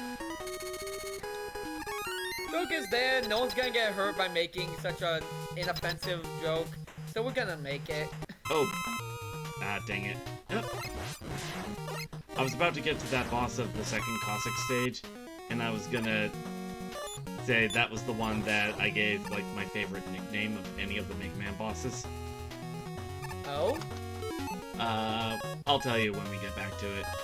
Let's see. Right. I still love how, like, you love Dr. Cossack and, like, Russian gambling is the thing. Not Russian You're gambling. like, no, yeah, no. no, that fits. Although Russian roulette is a thing. Yeah, I'm just like, of course you like the Russian gambling, doctor. No, he doesn't gamble actually, unless you count the freaking crane game thing. Yeah, the crane game. I count crane games as like essentially, You know what? game. Fair. Ah, Because like you are paying money for the chance to win a prize. It's not too crazy to think that that's kind of a form of gambling. yeah, I guess you got it. Ah, I hesitated. Also, it helps with the fact that crane games are fucking rigged. So like it's the whole house always wins thing. Kind Yeah, of no, well. you made your point. Yeah.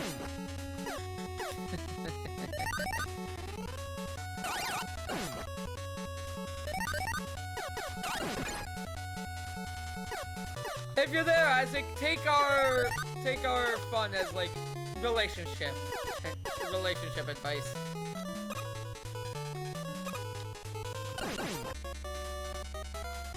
I mean, I don't know why you're highlighting relationship advice, but okay.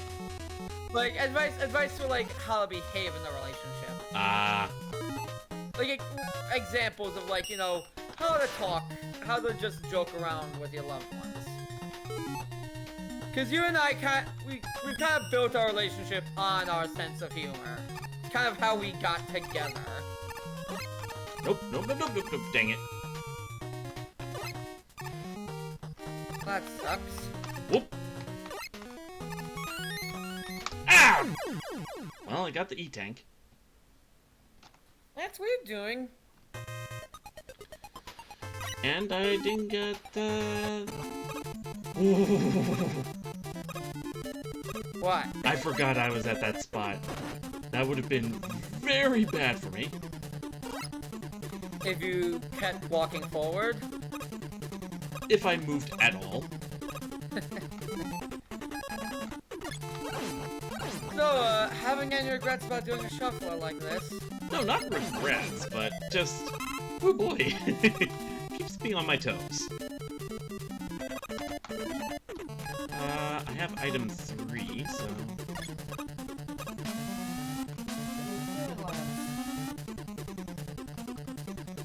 What keeps me on my toes? Trying to keep track of this fucking cat.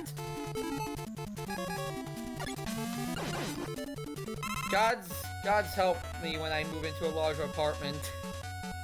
And this cat has more space to just get into mischief.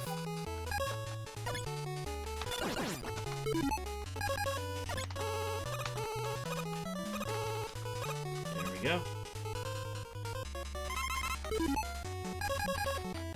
Ah, dang it. One minor detail that actually has cost me a couple of lives in Mega Man 1. Today, apparently, today's the 20th anniversary of WarioWare. Ooh, MSO just posted something in the Mario chat. neat. I'll have to check that out in a bit. 20 years ago, Wario founded his company. And he got into making micro games, which actually turned out to be pretty fun.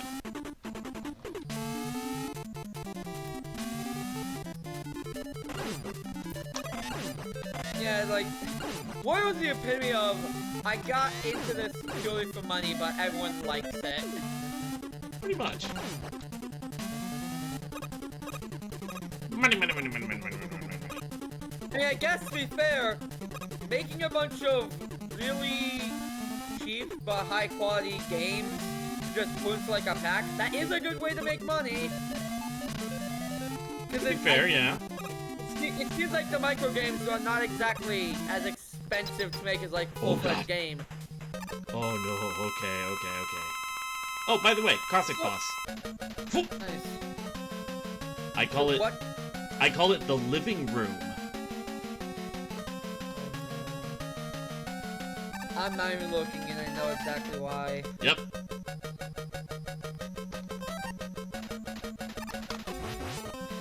Because it breaks into pieces and it moves around as if it's alive.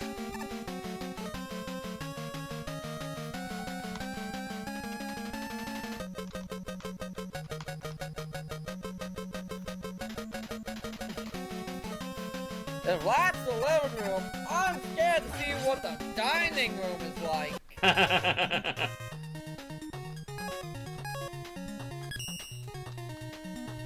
Had to make this joke.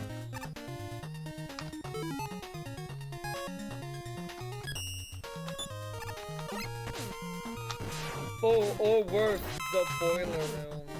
So...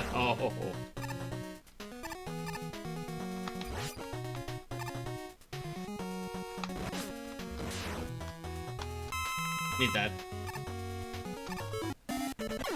God damn it, I knew that was going to happen. And that was on my last life, too. Beautiful.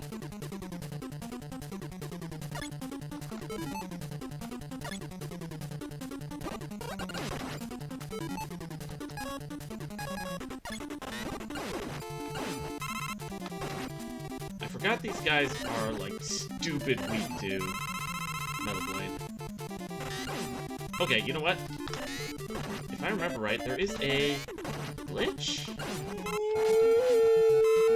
Oh man, it was ages since I touched back on freaking Mega Man 3 this run.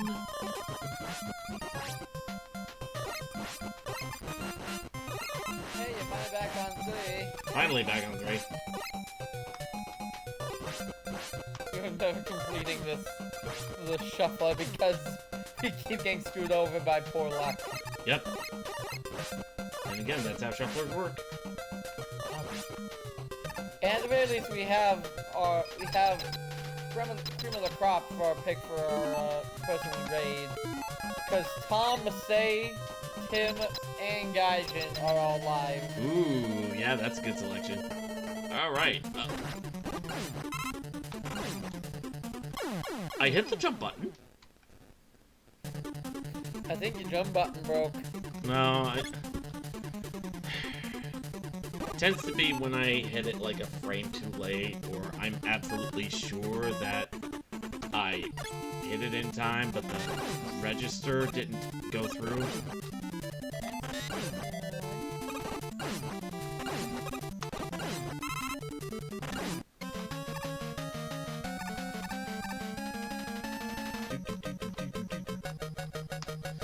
The only thing I really don't like about Mega Man 4 is the boss music. The boss music feels pretty boring and monotonous compared to the other boss themes. Yep, but hey, at least when we get to the crane machine boss, we may get the chance to get a teddy bear for a roll. You know Mega's the type of brother who would do that. Yeah. Like bring rollback gifts from mission. I mean, hey, if you can, you gotta do it for your sister, right? Whee!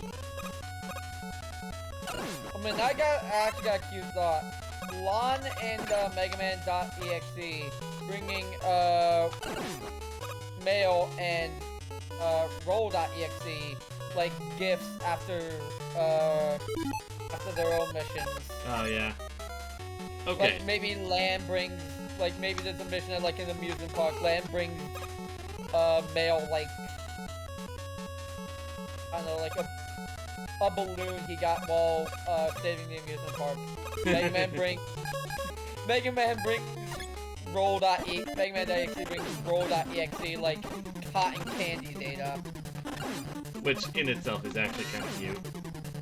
Yeah. Like there's a lot that they could do with that. They've decided to go that way. They don't. Because robots.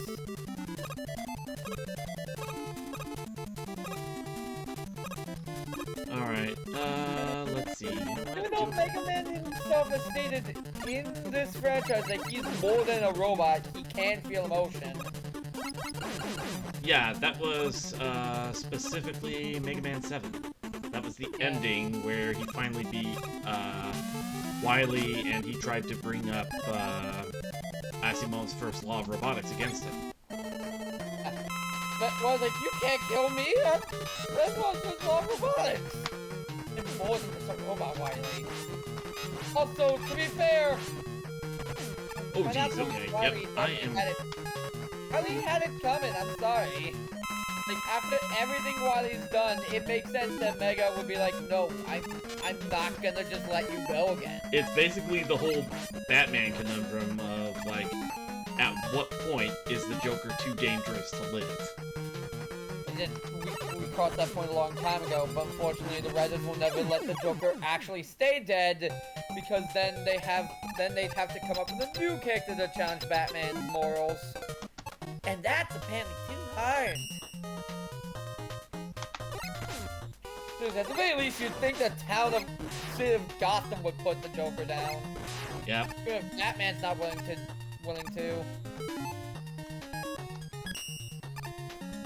The DC has always like said, well, if our heroes kill, then they'll just be just like the villains. Meanwhile, Marvel, we have heroes like Wolverine who have a body count in the hundreds.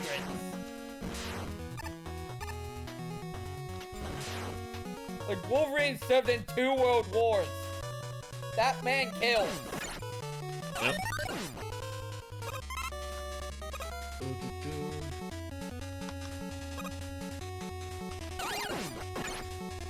And of course you have Venom, who went from, mass murderer to anti-hero to hero.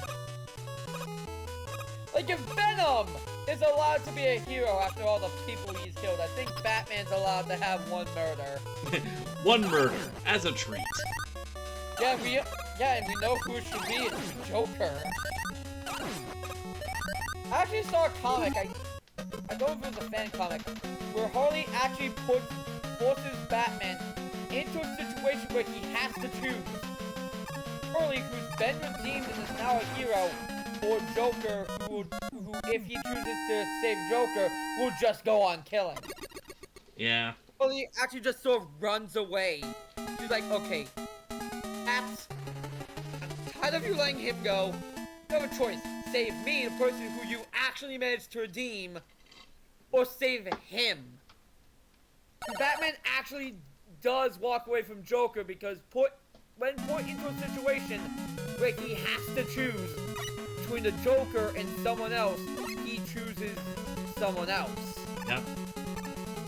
And Joker's just like crying out to Batman to actually like turn around and save him. Joker's whole thing is that he wants to be killed by Batman. But it's like, if anybody else does it, then that's no fun. Then that's the problem. Which actually brings up a fun idea of bringing the Punisher into the DC comics. Because the Punisher will have no problems just shooting Joker in the streets. Yeah. That actually was explored in the comics where the Punisher did like crossover between Marvel and DC. Punisher did actually meet Joker. He's like, okay, I'm just gonna shoot this bastard. Like, he's a major problem. And Batman basically had to restrain the Punisher so that he wouldn't kill Joker. Like, it was just let the man do it. Just let someone do it. Save Gotham the trouble. Yep. Okay, let's see. I love how Joker was like trying to pull a, the killing joke by trying to get the Punisher to laugh. But the Punisher's just like, I'm not gonna. Punisher's just like staring him down, pulling out like his handgun the whole time. Yep. Joker's like, oh shit, I actually can't get a rise out of you. Oh shit, Batman help! Like, he realizes that he's actually going to die here. And He actually put his foot in it. Yeah, he actually put his foot in it. Okay. So, the one thing that the Joker's actually afraid of is dying like a normal person in the streets. Ah, dang it, I He missed the wants jump. to be killed by Batman. To die like a dog, to die in the streets like the dog he is a fate that he wants to avoid. Ah! Dang it. Fortress is the fate that he fucking deserves. Come on, DC, just... You can just come up with a new rival for Batman. You can do it. I mean, heck, with all the times he's used the Lazarus Pit, what about Ra's al Ghul? Yeah, just bring Raz back again. like, again, this is a thing where, like, Marvel is willing to let their heroes kill their rival characters if needed. Like, Wolverine killed Sabretooth to save Sabretooth from being a mindless beast. Like, Marvel is willing to cut their losses on a character. That's the thing. No one likes the Joker anymore. No one really wants to see the Joker continue to just become more and more depraved and murderous while Batman lets him go. Like, that's kind of worn off. But DC is so attached to having Which was kind of that sort of moral conundrum for Batman. It was kind of the point of the Killing Joke, and what was that one? What was that one where the Joker actually got killed and then Batman just went into retirement? Let's not talk about You know the one I'm talking about, right? I think I do, but let's not talk It was the one where during the fight the Joker ended up with a freaking battering in the eye. Oh, that's Batman v Superman. One of the Batman v Superman. Batman v Superman: Dawn of Justice. Oh. Where Batman retired and Joker actually did get rehabilitated, but the moment he started hearing about Batman again, he relapsed. Oh, Which is yeah. just another reason why, like, Joker should not be allowed to live, because we have been shown now that no matter how far along in, like, recovery he gets, one mention of the one person saying Batman can cause him to completely relapse.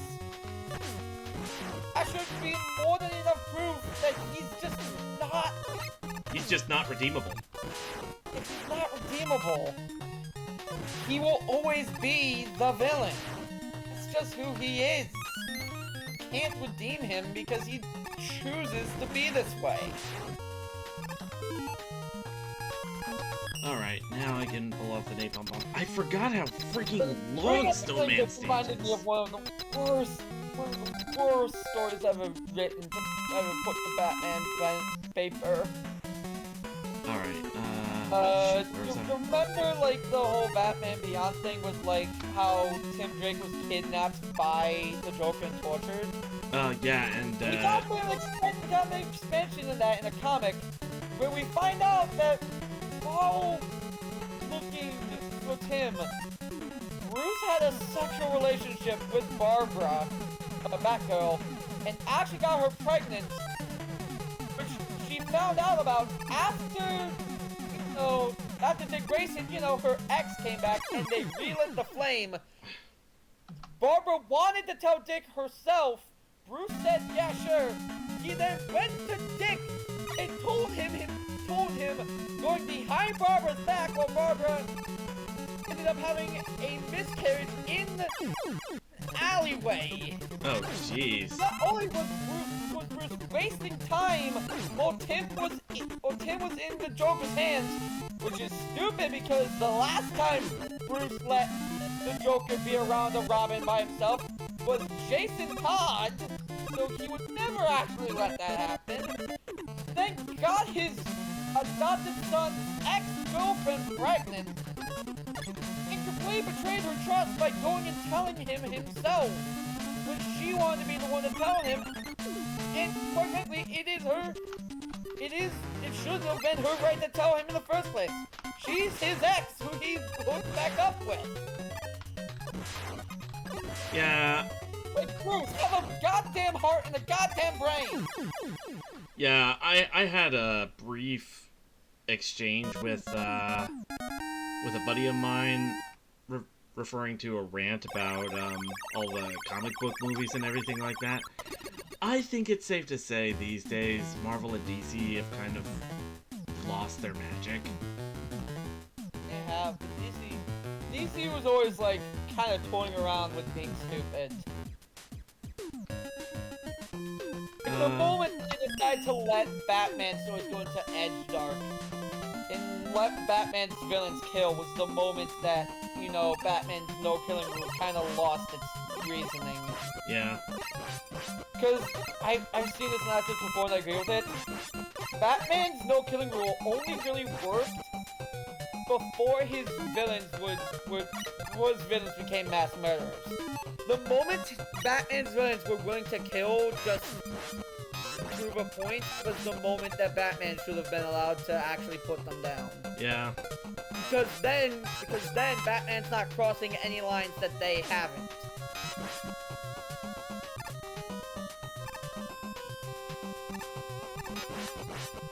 We talk about fun things on this stream.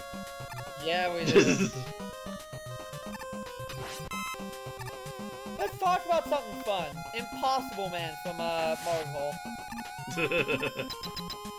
That incredible character. I literally got bored on his whole planet, turned into a rocket, went to Earth, and harassed the Fantastic Four enough that the Thing named him Impossible Man. And then he just kept harassing them even after he returned home to rebuild his race. Not because he's actually done the impossible, but because he's impossible to work with. And he's like, that's literally it. The Thing just said, "You are Impossible Man." And like, well, that's my name now. Like, Impossible Man literally would just abandon his family and race, which are the same thing, because it turns out that when Galactus tried to attack Earth one time, he tricked Galactus into eating his homeworld, which gave him cosmic indigestion. Impossible Man then felt guilty, so he went to a barren planet and make it his new home planet and rebuild his race. But he kept going back to Earth to harass the Fantastic Four, because why not? He's like, I mean, you guys are my pals, you guys are my buddies. Okay. Like, he literally only let you around because you're a freak, because you can turn to a TV that we don't have to pay for. The Impossible Man's whole shtick is that he can turn to anything. You know what? Screw it. I'm just gonna go the normal route. Because normally the side route is, I break that. We're at 2 hours. Yeah. I don't have any more work today, so.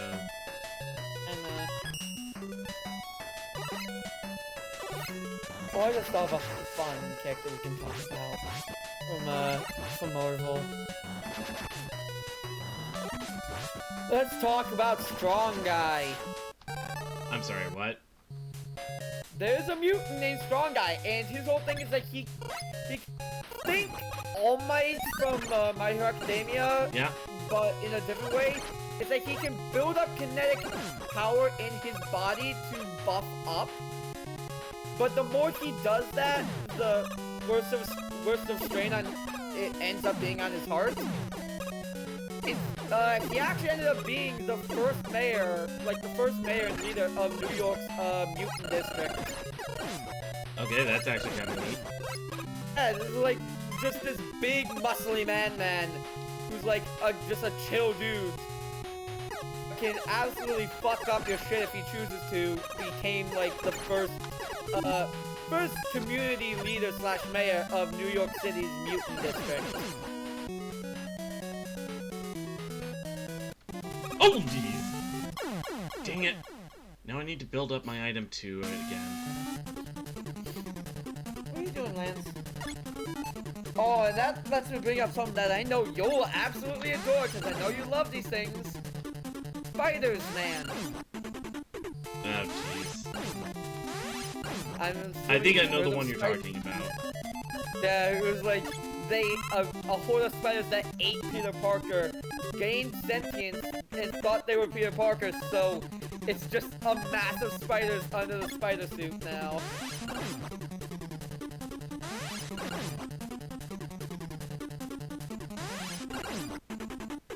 Like, Marvel's done some wacky stuff, like have an entire universe that was cursed by a zombie plague. Oh, yeah. Okay, I love how the zombies, after eating Galactus, gained his cosmic powers, so they went to other worlds, but came back when President Earth, Black Panther, used clothing to solve the zombie food shortage. zombies were able to safely eat human flesh because President Black Panther used cloning technology to repopulate the Earth. I feel like that's just enabling. I mean, if you can't beat them, you might as well feed them. Again, I feel like that's just enabling. Maybe.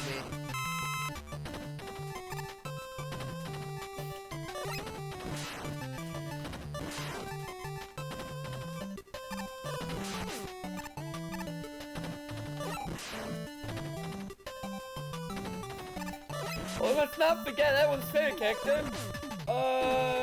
Arm Blow Up Boy. I think is what his name was.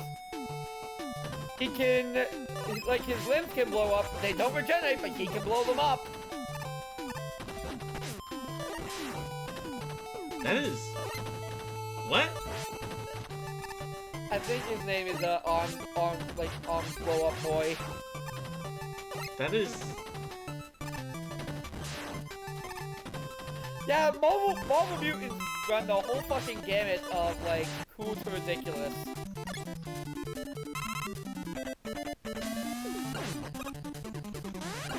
Let's not forget the Blob, whose new power is literally just, like, he's just fat. Yeah, I remember him from X-Men Evolution. To be fair, Evolution had a weird version of the Blob, because the Blob was actually, A, far larger than that, and B, chose to be called the Blob.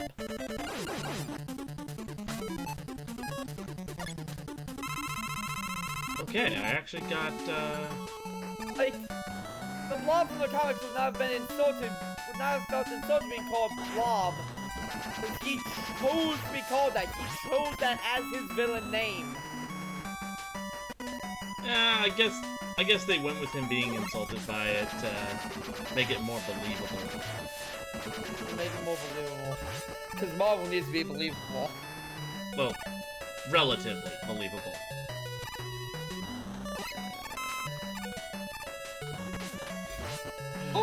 Marvel comics have run the whole gamut of, like, silly to serious.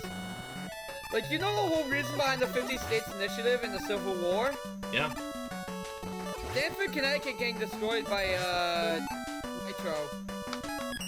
Is that the New Mutants, who were televised hero team, chased Nitro onto the grounds of a, like, Stanford, Connecticut, elementary school, and pissed Nitro off enough that he blew up, taking the whole school with him.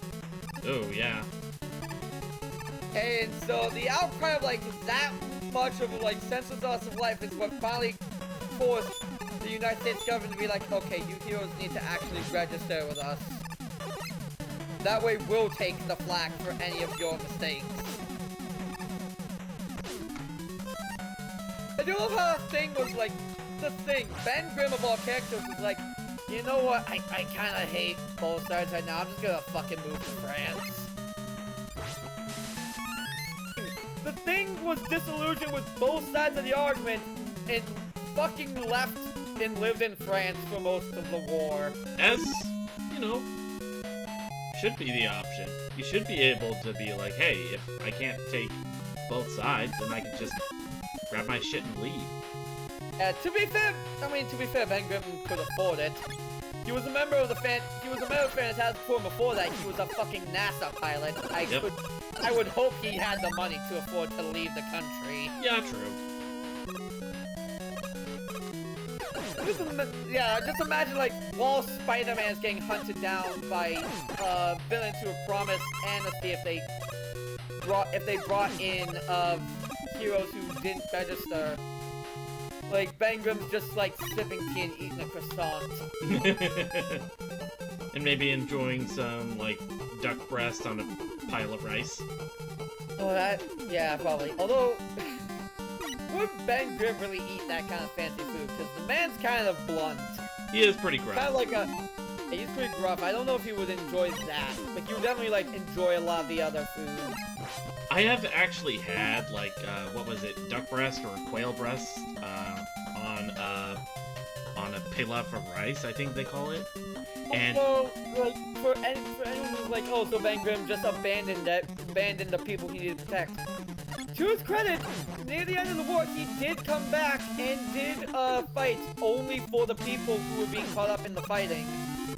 which, hey, that's a good motive. So he was like, so he saw what was going on and decided, you know what? I don't think I can stay here in good conscience anymore. I should probably go back just to protect the people. Yeah. But the Civil War ended in such a sour note. Like, Cap effectively won the war, effectively won the battle by defeating Iron Man in a fight, but lost the war because he realized the destruction he caused after being tackled by some, like, common citizens. And then while being brought into court to face, like, justice, was shot and killed.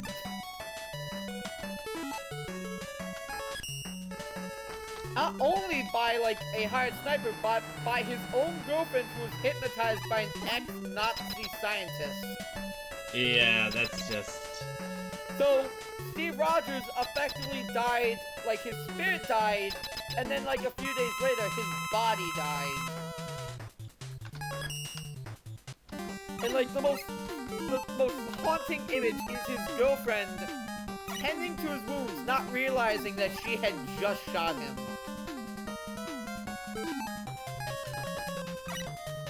Ah. So while he's bleeding out in her arms, she's trying desperately to save him while not realizing that she's the reason he's dying. Yep.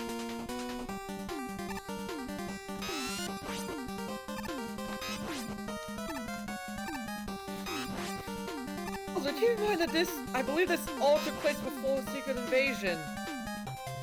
So, a lot of those heroes were still Skrulls in disguise.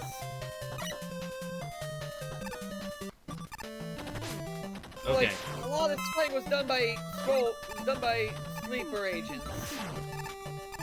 Including Hank Pym, actually.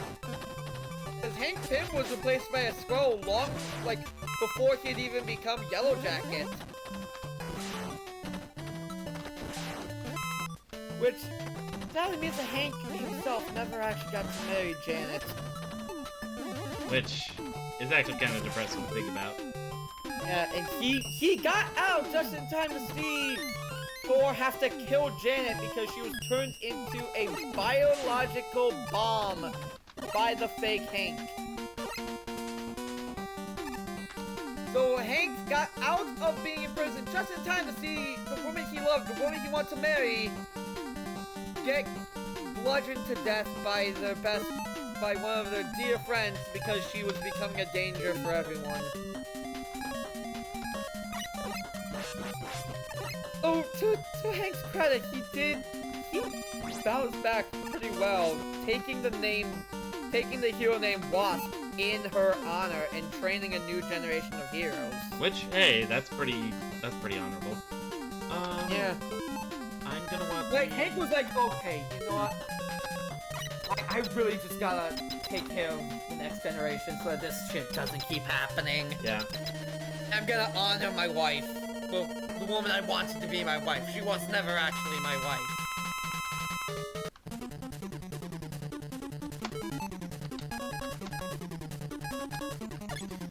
Interestingly enough, there was actually in the background a Skrull who had either replaced Galactus or replaced Giant Man because there's a giant Skrull in the background of one of the stills. Like, did a Skrull replace Galactus? Which in that case, how the fuck did they capture Galactus? Alright. The man is a cosmic god! Heatman, here we go. I thought you were answering my question. Like, how did they capture Galactus? Heatman! No.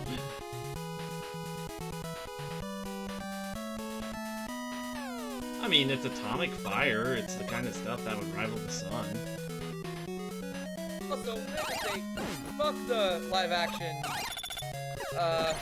Fantastic Four movie for making Galactus into a dark cloud.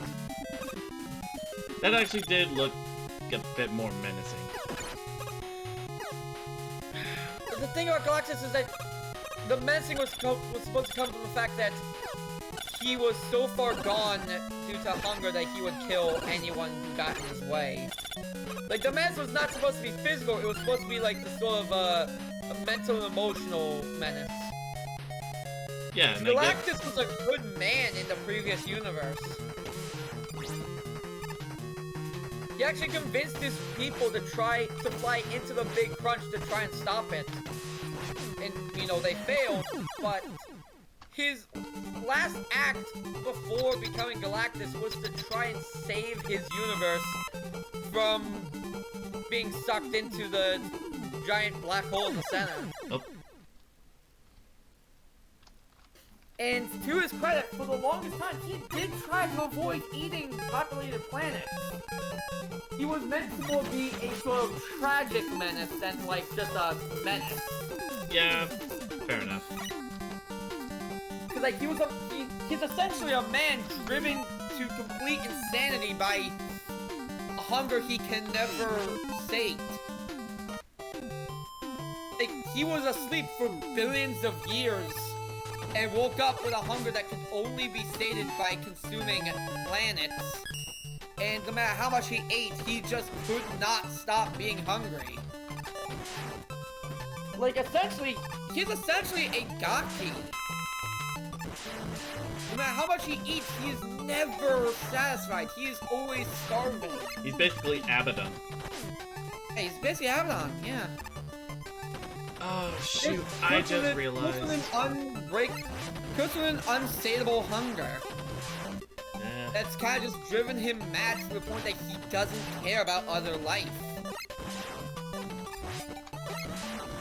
I just realized I forgot to go back into Tomahawk Man stage in 6 and grab the energy balancer.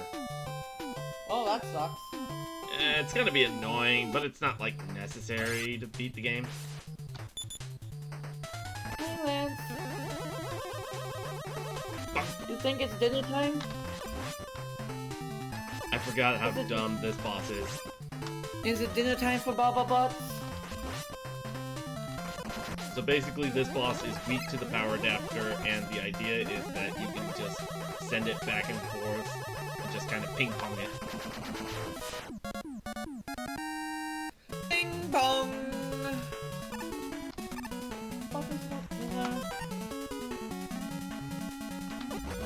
You want dinner, Baba? Alright. Let's get you dinner.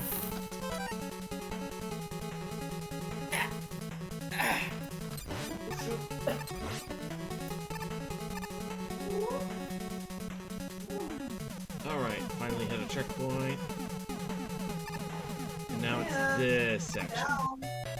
Baba. There you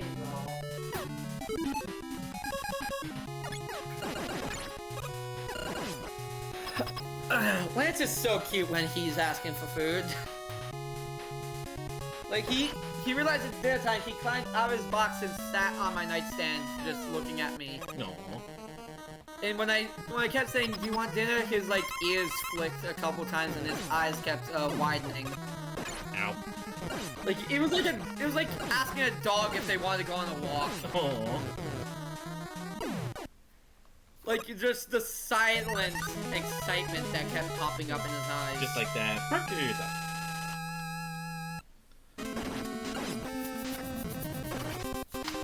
I think we drove Isaac away with our ranting. Might have. Alright, To be fair, here we go. this is also just our day. It's also just like the domesticity and mundanity of our lives. We're two nerds. Okay, finally beat Heatman. So that just leaves Woodman and Crashman. So, are we gonna get wood or are we gonna crash and burn? Wow, you actually pulled it off. I know what I said. Yeah, no, I'm just surprised that you pulled it off. There's a lot I can pull off. Okay, I am at Churchman, so Power Step. There is like a question. There's like the question of like, because I'm good at voices and Tom's good at voices and we're both from Connecticut, like, is there something in the Connecticut water that makes our vocal cords more elastic? Good question. I'm not sure I want to know the answer. I know I'm nowhere near the level Tom is, but I can still do voices pretty well. I'm from Virginia and I can kind of do voices. It's that New England water, Vegeta! It makes the vocal cords bouncier. Alright, let's try again with Woodman. This time I have the atomic fire, so... Send her fuel to New England to get some spring water. Maybe then he'll sound like an actual decent person.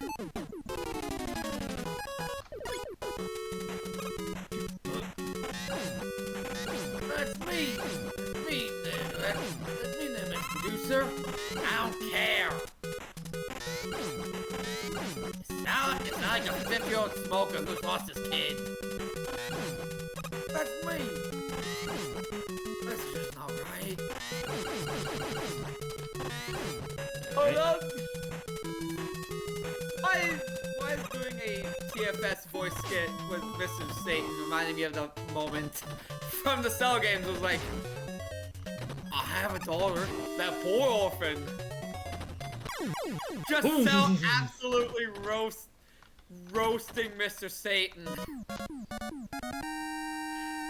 Just spending like a good 5 minutes taking the piss out of Hercule. You have family. Anyone who you care about. Anyone who would care if you died. I have a daughter. That poor orphan. Jesus. Alright, Yeah, they did such a good job with Hercule. He shows up for like just that. Like just that fight. But he's somehow the best character that they've ever voiced. Just like every other character that they've voiced.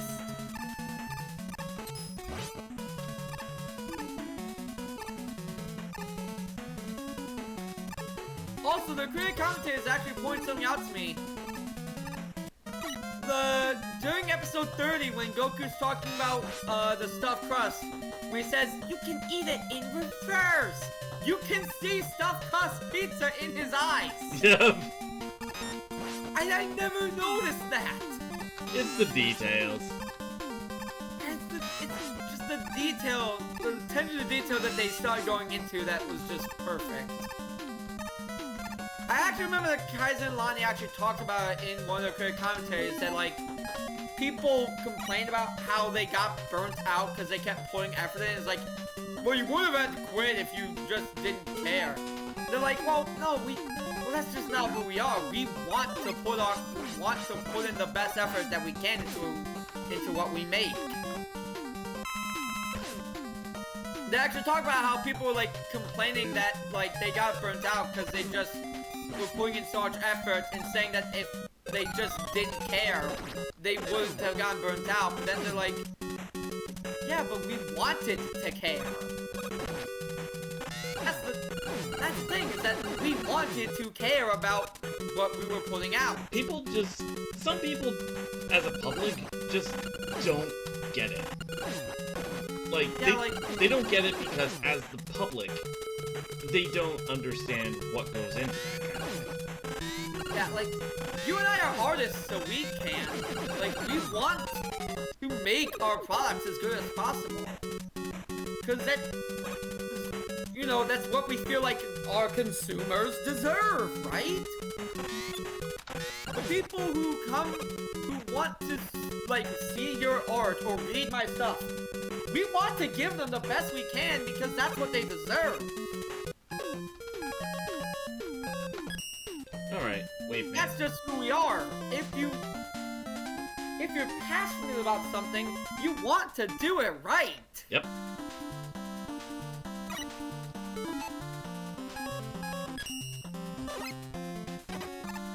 What are you doing?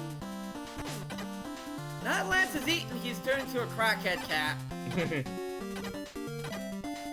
He's just like murping and beeping and like attacking my comfy chair. Now I'm reminded of this video of like the little kitten that's like, I forget if he was like eating a bowl of ground meat or something, but he was just making all these. Oh yeah, that's such a cute video. And then randomly at the end of the video, it's just like. It's such a cute video. It really is. We don't deserve cats. Cats and dogs are too precious for this world. Even when they spill their water bowl all over the kitchen floor in the middle of the night, so that when Mama wakes up and goes into the kitchen to eat, she steps in a inch-deep puddle. I can see you hiding behind my chair. You can't hide and pretend that like, I'm not talking to you, cat.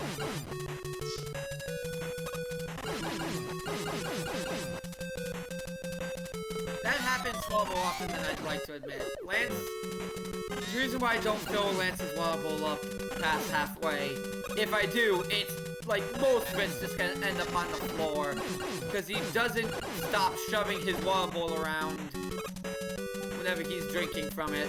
Yeah. Like he'll take a few licks, he'll push his water bowl forward, take a few licks, push it back, and just keep doing that.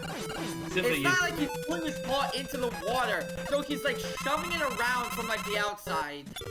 Yeah, Simba used to kind of have the same problem, from what I remember. What are you doing, Lance? That's my bathrobe! Lance! Time to use the magnet beam to skip half this level!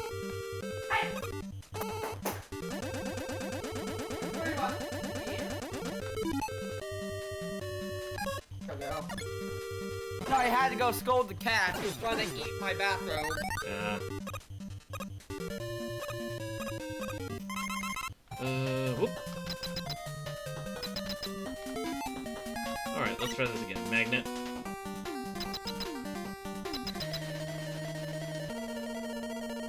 Hope your magnet doesn't get carded.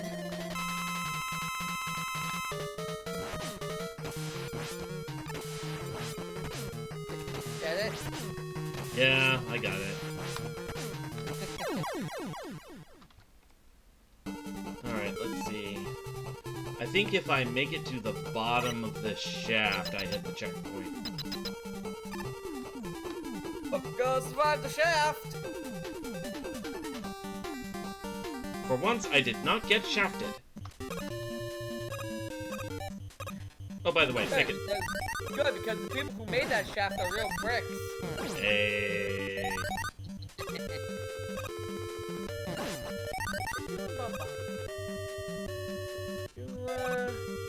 Oh, you laying down? Gonna look out the window now that I've closed the curtain?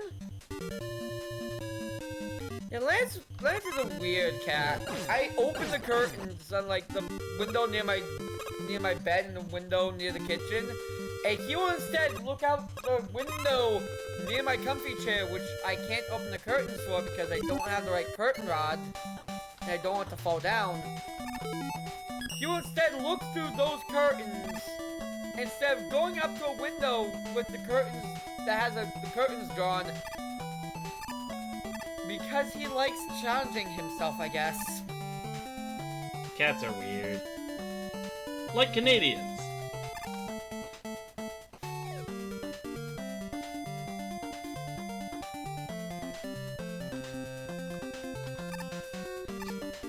I feel Just so... ask Weird Al. Yeah, just ask Weird Al. He wrote an entire song about it. Don't wanna be a Canadian idiot.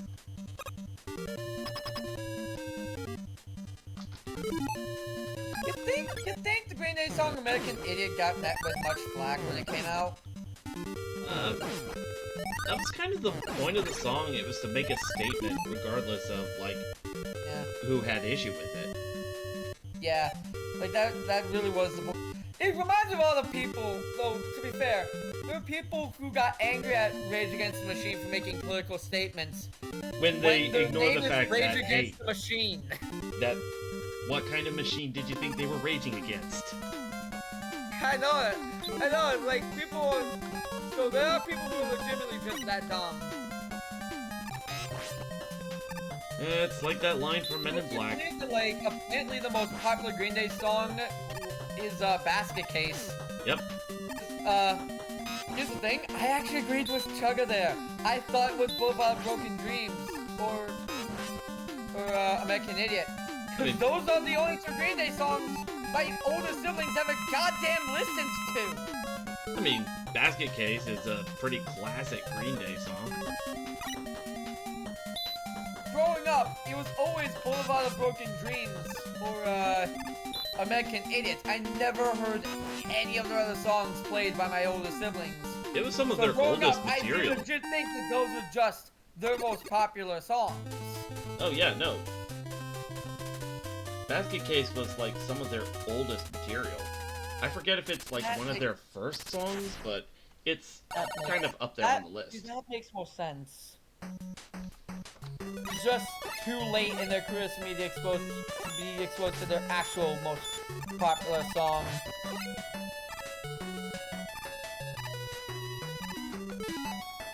What you doing over there, Bubba?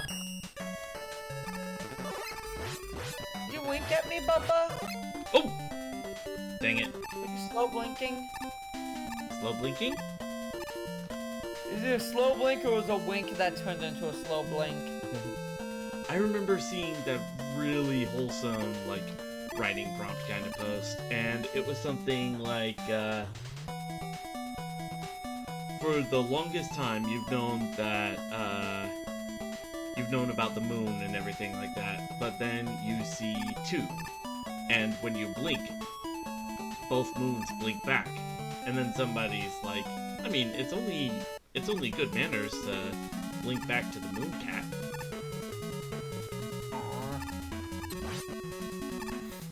I kind of wish that the moon god in Okami was the cat rather than the rabbit. Well, Japanese mythos and all that. I know the moon mochi rabbit, but like I kind of like moon cat. Also, like to be fair, the moon power in Okami was the worst power. It was useful for one moment. It had to be used in the boss against Orochi, and then that was it. Although, to be fair, in the final boss fight, it can be used to summon the spirit of Nagi. But that's not needed. Let's see. Cockroach Twins. At the very least, like, the mist power could be used to, like, slow down time in battle.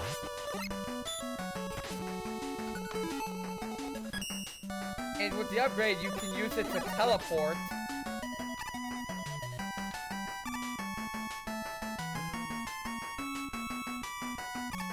I still love how the mist power is given to you by a drunken sheep. Yeah, that part of it was funny. Like, what gives you the power to summon mist? A sheep that's absolutely fucking wasted. What else would give you that power?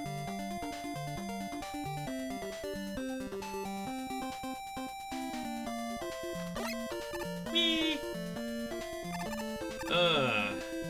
Now for the part of the water stage that has water, but no water physics, because Starman took them all.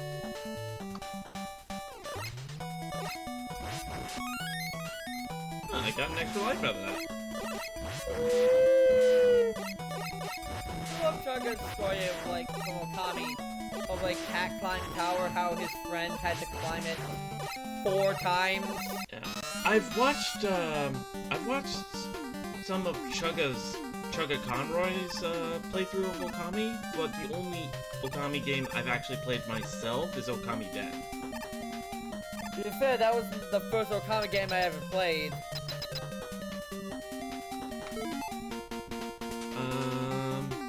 Oh shit. want to hit this one. Yeah, I think it was Gemini Laser?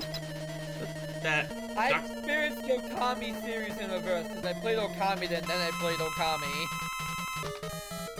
Okay. Also, even when we live together, you can play Okami on my PS3. Ooh, right. Ah, dang it! Because my shot was still on, it didn't let me... Oh, and that was my last life? God damn it. Because I do have the Okami HD on my PS3 download. I think I have it on my Steam, I might need to double check. What? I said I'm bored. Entertain me, funny man. How you doing, MSO? Yeah, calling from work. Probably shouldn't because, you know. But whatever. It's a really slow day, and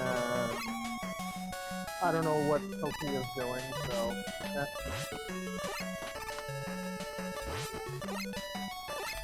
There we go. Ooh. Yeah, I just need... Okay. Oh hey, Gutsman! Ta-da!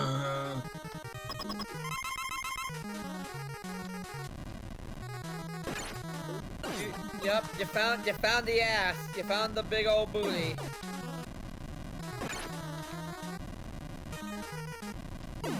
Okay, so let's see. What was that upgrade Gutsman that appeared in Deathmatch? Gutsman G. The Gutsman G. I still love my idea of Health Drain Gutsman G in the...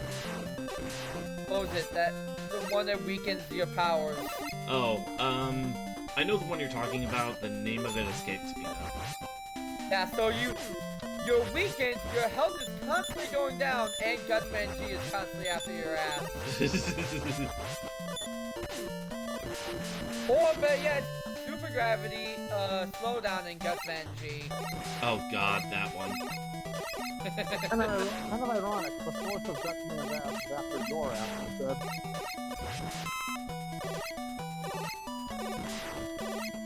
You really do need to play more 8-bit deathmatch, just so I can... Yeah, I need to bring back 8-bit deathmatch, and I need to invite people into multiplayer.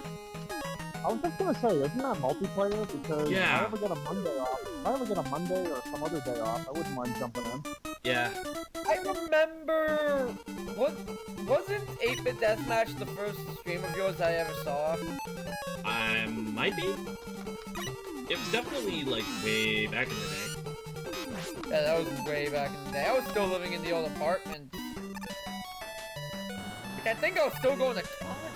God damn. I'm old.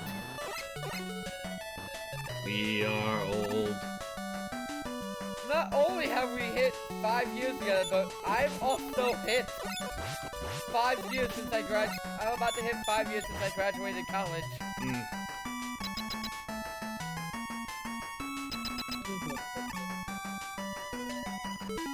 Let's see. Which one was this one? I'm trying to remember this. Oh, I also just realized we completely blanked on our own anniversary. oh shoot, we did, didn't we? It was March 16th. I guess that just goes to show how long we've been together. We don't even think about it anymore. Like, yep, just another day in paradise.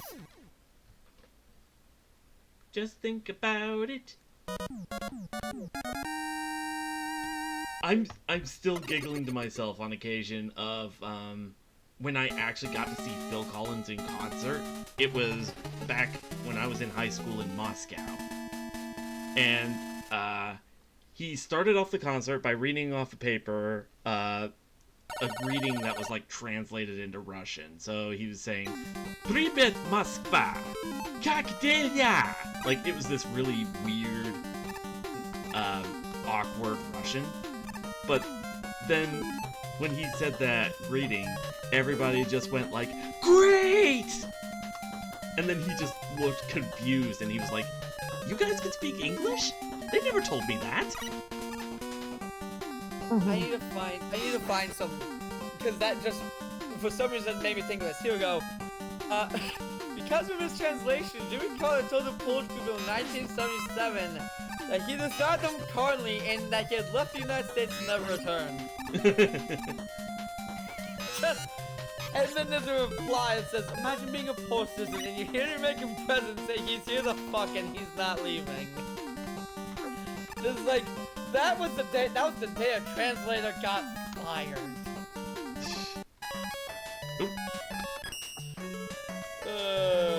Alright, I'm trying to remember which one this one is weak to. Which boss? Oh, I know it's a lot of funny facts, like it's the this fact that, boss, so I need the Silver the Tomahawk. reason why we have automated answering services, like automated connection services on phones, is Yep. because a undertaker wasn't getting much business at his funerary home. So he looked into it and found out that one of his competitors was married to a woman who whose job was to direct phone calls to the right business, and she was directing phone calls that was supposed to go to him to her husband instead. So out of spite, he invented a system that put her out of a job. Completely out of spite. The fact that she was cheating and stealing his business. He completely destroyed her entire career field. Pretty much put hundreds of people out of business just because he was feeling petty. Yep. Alright, so on I Mega mean, Man that's really 1, not I a started fucking the thing, Wily Totally, stages. like, What was that, MSO? I'm saying you can't really call that petty. Like, if he's actually, like, fucking you over, especially illegally like that, but I'm pretty sure what she did was illegal. I mean, yeah, I think you kind of justified. Yeah, Well, kind of the justified. feelings came out. The feelings he had came out of pettiness.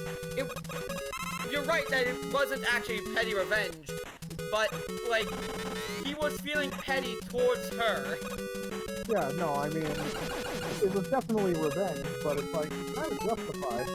Yeah, it's justified pettiness. Also reminds me of the fact that Netflix only exists because the original founder of Netflix was angry that Blockbuster charged him a $50 late fee. He was so angry about that he created an entire competing business that ended up destroying Blockbuster. And now And it's about to go the way of the dodo itself. Yeah, because Okay, no we one likes both have Netflix anymore.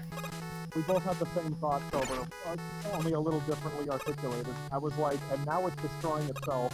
Yep. Yeah. What was that line greed. from The Dark Knight? You either die a hero or you live to see yourself become the villain.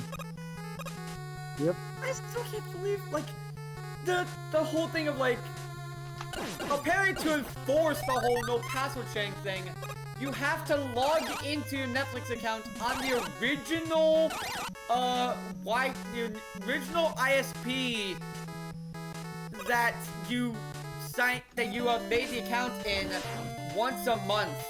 So you essentially, if you have a Netflix account, you can never move house or change ISPs. Like I said, The original Wi-Fi, original internet signature has to be recognized once a month. like I said, they're a subscription service, not a fucking utility bill. I just find it so fun that they're like, yeah, no, we're essentially gonna lock you out of ever changing ISPs or moving house if you want to use our services. If you do that, you're also going to lock them out of using your service again, and therefore no subscriptions.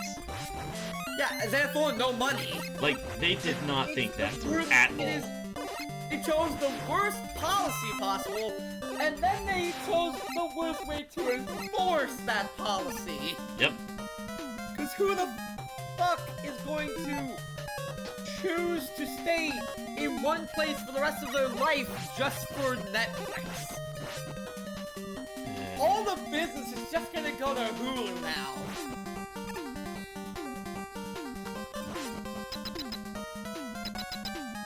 Alright. Like, congrats! You've basically driven away most of your customer base. And you've probably alienated them enough to never go back. Yeah, and it sucks that Netflix has some of the stuff that I actually want to watch. I'm never gonna use them, but damn it, it sucks that they have those licenses. Remember, sometimes piracy is a viable option. Which makes it funnier that I'm a ninja endorsing it. Yeah, to be fair. To be fair, ninja are known for stealing. True.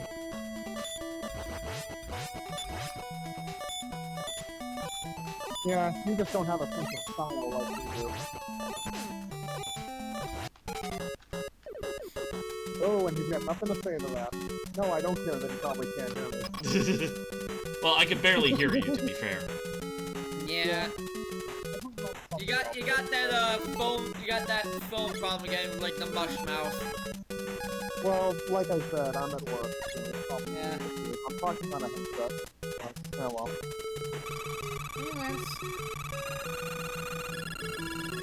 Alright, gonna Anyway, charge it. what I said was, before it said, oh, to be fair, ninja steal things, and I said, yeah, but they don't have a steal style like we do. And then there was silence, and that's why I said, oh, he's got nothing to say. I mean, I know he probably can't hear me, but... Wow, from one death to potentially another death. Oh no, you beat the boss. Potentially. Remember, I still have to get through this segment, and I just need to reach the boss corridor,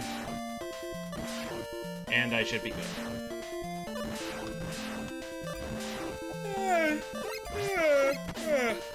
Oh, I am about to die, though.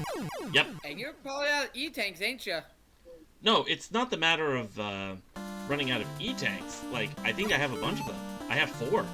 The issue was that in that particular segment, for whatever reason, they don't let you pause. Oh, that sucks. Therefore, cannot use them. Yeah, that sucks.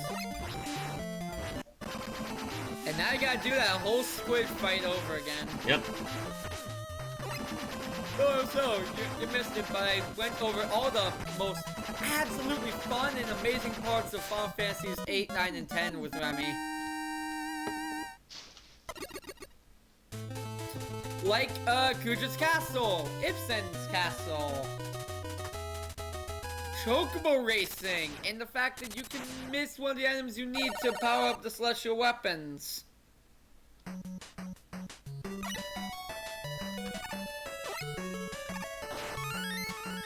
Oh, what do we have here? In difficulty mode, hardest space, different content. Ooh. Huh. Well, Sonic Frontiers is getting DLC. That's pretty cool. Oh yeah, I think I heard about That's that. cool, Sonic. I also brought up to Remy that my only experience with a 3D Sonic is Sonic Unleashed. Honestly, you're really missing out if you don't play Sonic Adventure 2 at least once. Yeah, Sonic Adventure. I would need a system to play it on first. I mean, it's probably going to, well shit, I guess GameCube hasn't come to the virtual console yet. Assuming that it's Not yet. And to be fair, we don't even know if GameCube is gonna be available for like normal subscriptions. Yeah, true. There are But we know it could be like a emulators. Game- I picked a Game Boy very bad Advance.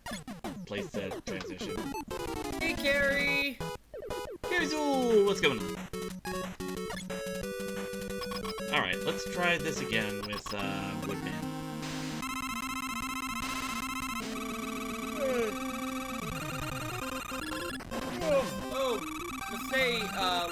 Masay ended her stream, so we're down to 3 amazing options for our raids. Crap. Okay.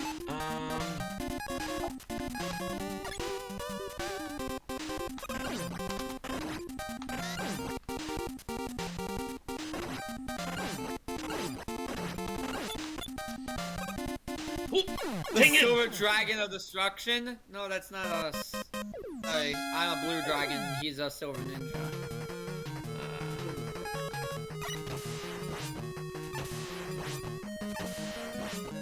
Although, to be fair, the Silver Dragon of Destruction sounds pretty cool. Sounds like a freaking Yu-Gi-Oh card. Yeah. Huh. Yeah, it actually does. Best stream of destruction! It's, I love how... You'd be the silver dragon if you fused. How can you fuse on stream? That's... No. That's against TOS. That's against TOS.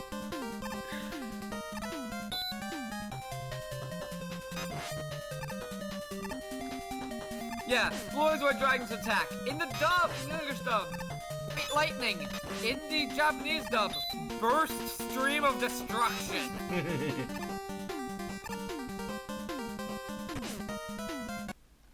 Ooh. And the card that's supposed to be like, you know, oh, the Bloids attack as a card, actually retained the name Burst Stream of Destruction when translated to English. Nice. They did not rename it to White Lightning.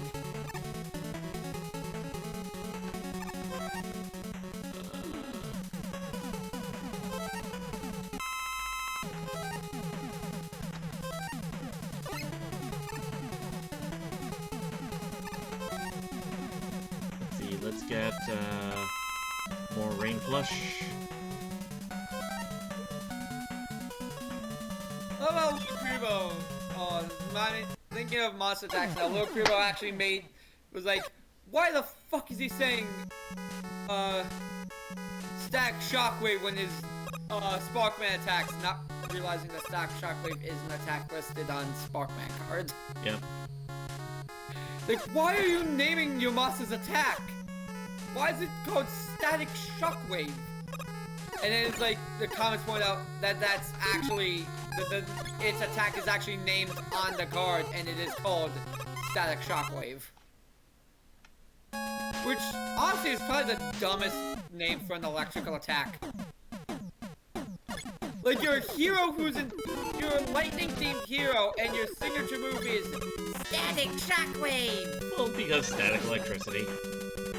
Yeah, but when you're a lightning-themed hero, you think you'd name your signature attack something a bit more menacing. Yeah, like DC Destruction. Yeah, like, that's cool, but like, no! Static Shockwave! Maybe he was still a rookie. It's the strongest of the vanilla elemental hero monsters, aside from Neos. Strongest doesn't mean most I doubt he's experienced. a Maybe rookie, he's if just a anyone. He's an incredibly strong rookie.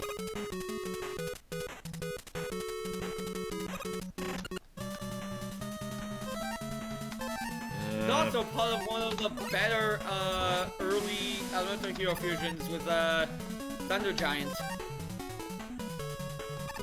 Because Thunder Giant, in the actual card game, once per turn you can discard a card, destroy a monster on your opponent's field that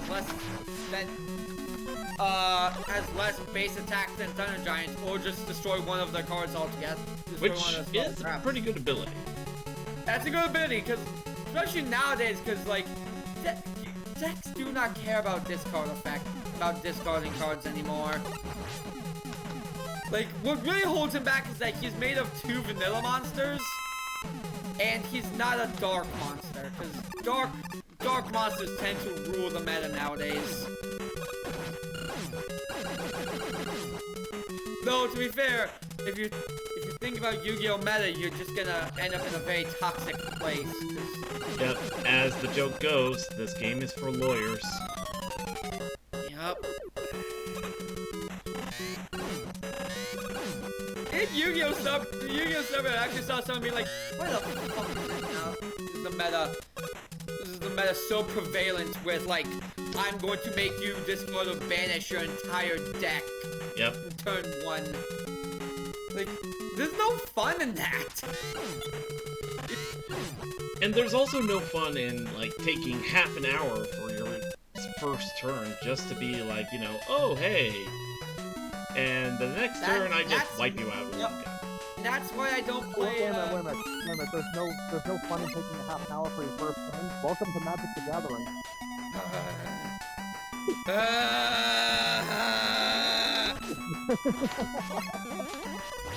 I will say, on the topic of Magic the Gathering and discarding and stuff like that, I actually made a deck with the two major cards was one called Jim Illuminati, and the other card was Limp Invincible. Now, the thing about the card, Jim Illuminati, so what's up?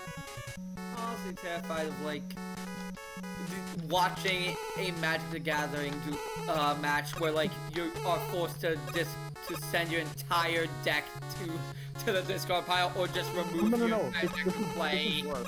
This is worse than discarding, because here's the thing. Who's that talking? Well, That how sounds like do- they're locked in a box in the corner of the room. That's MSO. He's on his phone at work. That's so we keep him locked up because he's a menace to society. Because he works for a clown. Well, so much for anonymous Twitter game.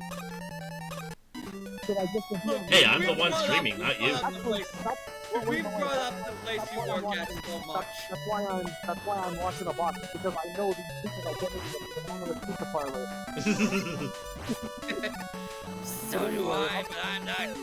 Yeah, he works with Mickey D's. But anyway, as far as these cards go, okay, Glimpse the Invincible, it basically is a sorcery card, meaning you can only play it on your turn, and it forces whoever you target to discard 10 cards. Damn it! Ah. And here's the thing, it only costs 1 blue and 1 black net. And, so it's really cheap. So what makes that so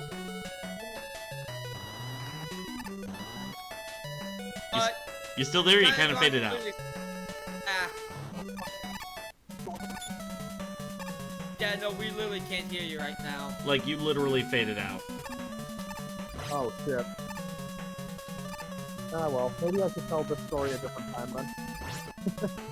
You could just like send it to us via DM. Yeah. Or I Yeah, could like- just whatever. I remember there was a Yu-Gi-Oh tournament entered. It was supposed to be like a casual tournament. Like, oh, a deck with to enter this tournament, you need to submit a deck that has like a certain number of normal monsters in it. My first match I went up against someone who ran fucking Golden Castle of Stromberg. So I essentially lost. Because this fucker never actually played a single monster card. He just waited for me to self-destruct because Golden Castle forced my monsters to attack me. Wow, that is just Well- rude. Yeah, so like, got around the whole you're required to use a certain number of normal monsters rule by never actually playing a single monster card. Like, so what's the point of that rule if people are just gonna circumvent it? I was using like I could just use one of my better decks then if people are just not gonna actually try to follow that rule. Ah, Try dang to it. find ways around that rule. Oh, shoot. Let me check something. Config, controllers. That was the only Yu-Gi-Oh tournament I ever actually entered. Okay. After that, I was like, okay, seriously, people are just gonna find ways to get around the rules and still play dumb, cheaty cards. I'm just not gonna take part in tournaments. Oh! Like, Golden Castle Stromberg has the limit of you have to discard half your deck every turn for a fucking reason. It's too overpowered otherwise. Because what it does is that it's immune to card destruction. If your opponent has a monster on the field, they are forced to attack, and you take no damage, your opponent takes the damage from the attack. And, yeah. And this is why I don't do competitive. Yeah. I remember people talking to me about, like, competitive, like, I'm not gonna take part. I've been burned too many times. Like, did I tell you about the story of, like, the first Smash Bros. Tournament I ever entered? I forget if you did. This was back in high school. This was, like, something that was being held by, like, some of my gaming buddies in high school. I entered. It was a two-phase tournament because there was a Melee and then there was Project M. There was 2 tournaments. Oh, the mod one. Project M tournament. The first opponent I went up against swept me, but it was a double elimination. It was like a best 2 out of 3. He changed his character, but didn't let me change mine. And so, I was forced to continue using a character. So, I was forced to use the same character as the last time, as like, the first fight. But he wasn't because he changed his character and then immediately hit battle. That's pretty cheaty, yeah. He didn't get in trouble for it. No one called him out. Like, if you're gonna change your character, let me change my character.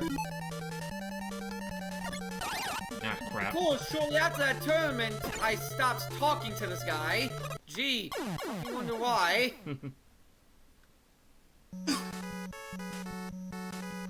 So, the other guy, I was actually still talking to for a short while after college. He was actually a pretty decent person, we just lost contact. There we go.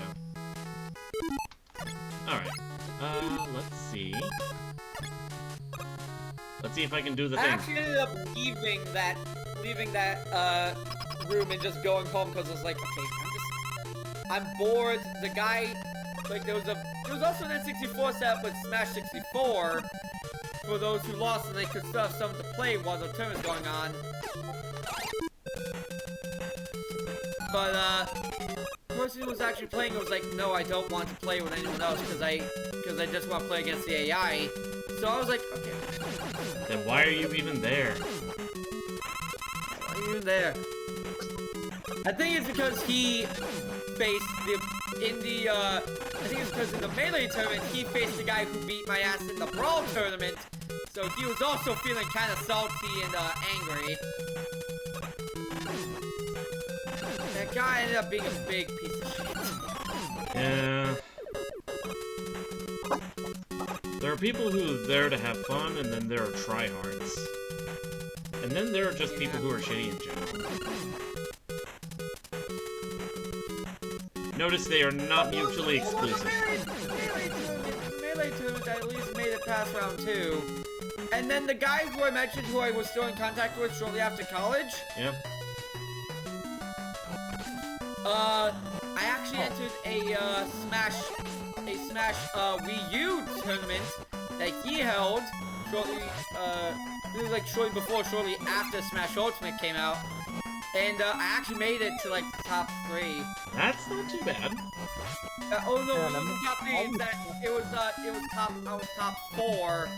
I, lost in the semis, and then, in the match to determine who gets third, I lost again. Ah. I actually did really well. I just didn't make it high enough to get one of the prizes. Man, all these Smash points, even the smoke.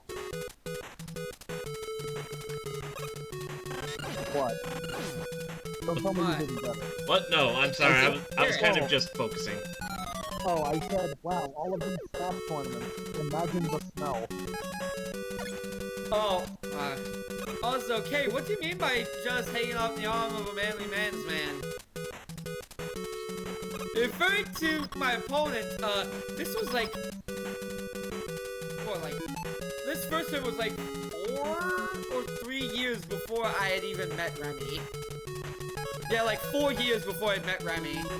Because I was still in high school at the time of this tournament. I met Remy at the end of my college years.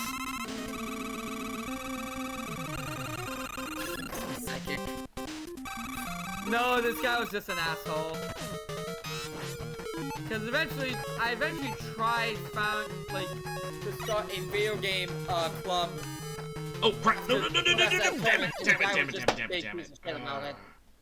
I think it's that I tried to start a video game club with, like, a bunch of the people I knew from the tournament. This guy was like, well, you're not that good at gaming, so I'm not gonna join your club. Oh, that's how you know somebody's a dick. Yeah. And I mean a dick as in a douche, not a dick as in Come on.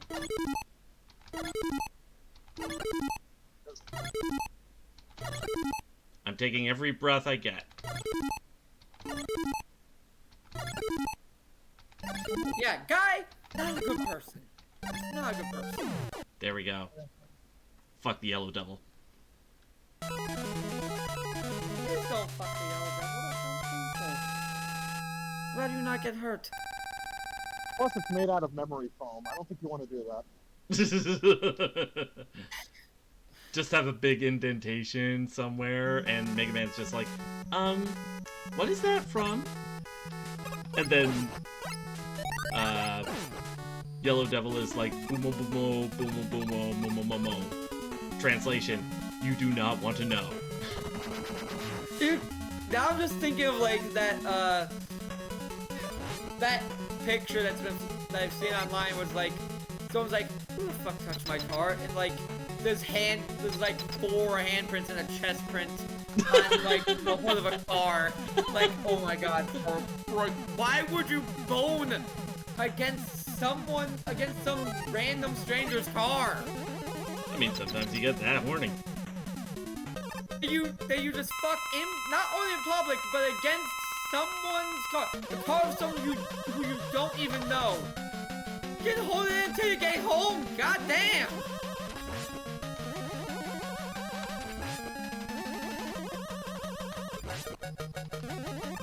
That horny, go find a bathroom! Don't fuck against some random stranger's car! Then again, somebody would need to use the bathroom.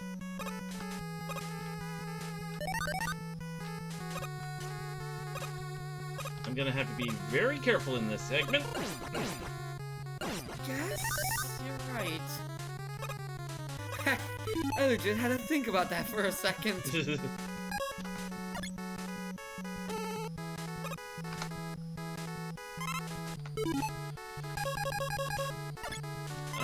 Oh shoot, I just realized, let's see. Well, if I die here, it's not like I'm losing that much progress. Hi, Cutman. You gonna take your cut?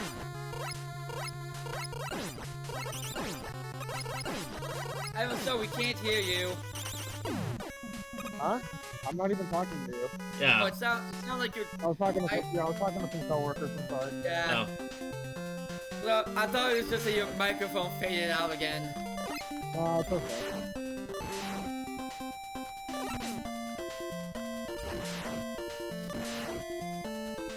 I might actually make it to Wave Man this time. Yeah, you're gonna do it. You're gonna live forever. You're never gonna lose. Well, I did just get some health, so... You're never gonna lose. Look at you. You're invincible. You're not getting hit at all.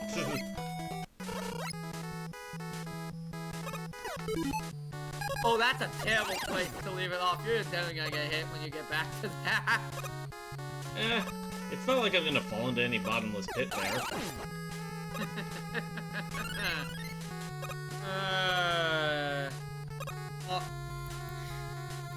Very good job hiding the pain in your voice there, babe. No, I mean... Got it. Okay. Elfman's down. Whoop.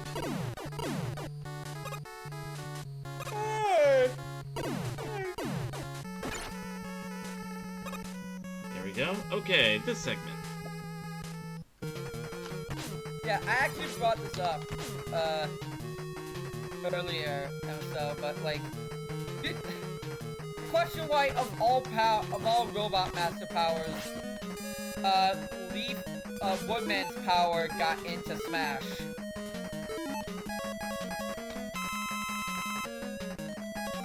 Over like all the other primarily defensive Robot Master powers. There we go. Finally got that one. Alright, and that just leaves Needleman Revisited for 3.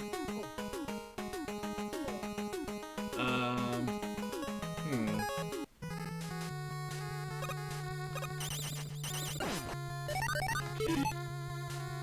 Oh god. Oh, I just read what you pinged me on. Oh no. Oh, you read the magic story? Oh no. I'm probably gonna... You go ahead and, like, recite it to everybody. Let's see. I'm probably gonna hold off on progressing any further on 3. Just because, I don't know if I want to bring up this fucking satanic bullshit you came up with. Uh-oh. Check the Nerding Out channel, because that's just so... And by the way, that's when I was in high school. I was a sadistic teenager. That means that there's probably even more broken combos nowadays. Oh, by the way, I should point out, the Playline cards, get them in the opening You know, I just feel like... This actually bring up another Yu-Gi-Oh! Super Yu-Gi-Oh! Combo I saw. No doubt I was dueling someone. I went to, like, go refill my water cup because I was like, oh, he's taking his turn. Came back, I saw he was in the process of sending my entire deck to the graveyard, moving my entire deck from play, and then pulling it back into my deck so he could make this stupid strong boss monster. Oh, wow. I was like, what? What in absolute fuck is going on? Like I said, this game is for lawyers. I will say, folks, if you think that's not my bad, I can tell you about this other deck I made, but we'll take that for another time. But I'm not You're going to hurt me. I'll save it for a time when I'm not trapped in a box. Fair enough. Hey. Okay. So that just leaves Crashman for 2.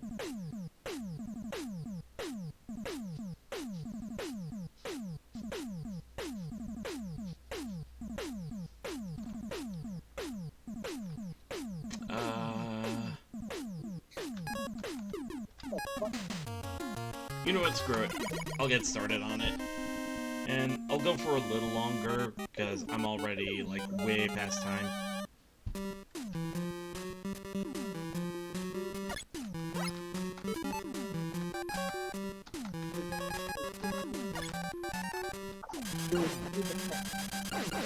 Alright, there we go. Alright. I think I'll go until I've finished one more stage, and then I'll call it.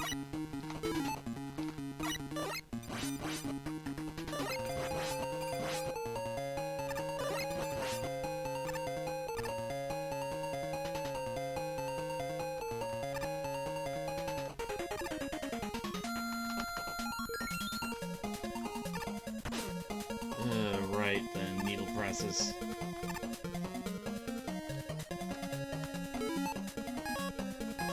I also find it funny that we don't get any instant death spikes the first time through Needleman stage, but we do the second time around. Well, that's because there's fights.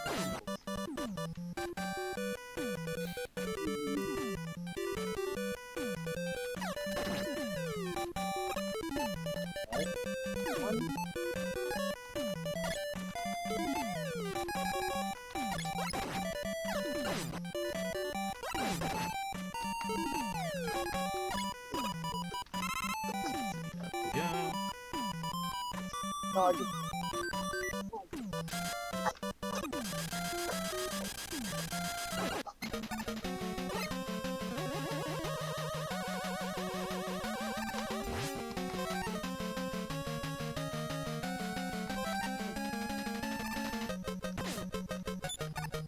Okay, so...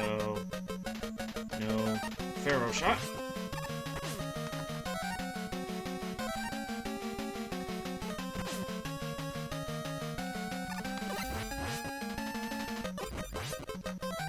I need to use an E-Tank. Wait, no.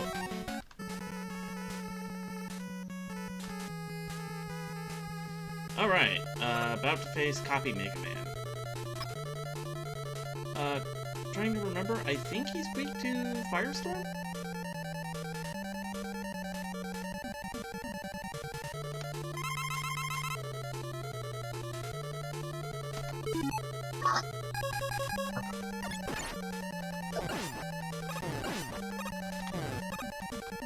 Wait, Not which sure. one? Copy Mega Man. Yep. I'm not sure about him. Okay.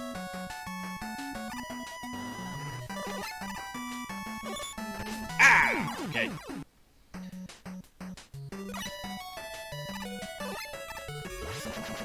Oh yeah, Silver, on the Yep. topic of Mega Man. Tomorrow, Base Class Mega Man comes out for Xbox. Oh, yeah. Nice. Where's my cat? There's my cat. Well, I did get hit a lot. Getting back to Mega Man 5. 3, 4. 4 hits. All those tips to copy Mega Man. Stop hitting yourself. Stop hitting yourself. Anyways. I've got plenty of lives for this. Yellow boy going in there.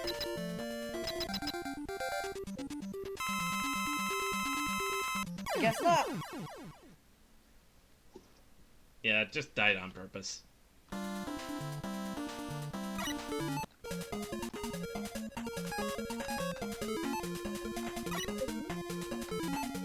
Oh. I just thought of a fun idea. Mega Man, but every time you die, it sends you to the next game in the rotation. I think the closest we have is Mega Man Damage Shuffler, where it changes games when I take damage instead of just random times. That And then you get just that sounds one guy who can inconvenient. just do, you get that one guy playing it who just, you know, can do no damage runs like it's nothing. I'm sure Soul would try it and brag about it after failing 5 times. He would. Wait, only 5?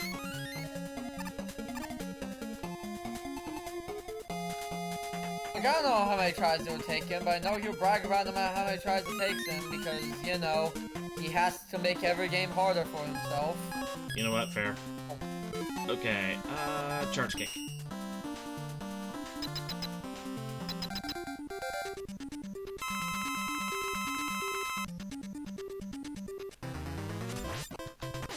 Seriously, like, for something this guy, like, he beat the game 50 levels under level because, what? Because, why? He actually was complaining about, like, the difficulty of, like, the late game enemies. Like, well, maybe you should actually do a bit of level grinding. Instead of just continue to forge ahead like a rhino. I mean, to some extent, forging like a rhino works. Yeah, but when you're, like, complaining about, like, how all the enemies are so annoying and cheap, maybe you should just spend some time getting better resources. Like, there's a joy in challenge, and there's also, like, a limit to how far that challenge should go. That light arrow bit. Maybe you should just take up the lab, and everybody's just like, boo, no labbing.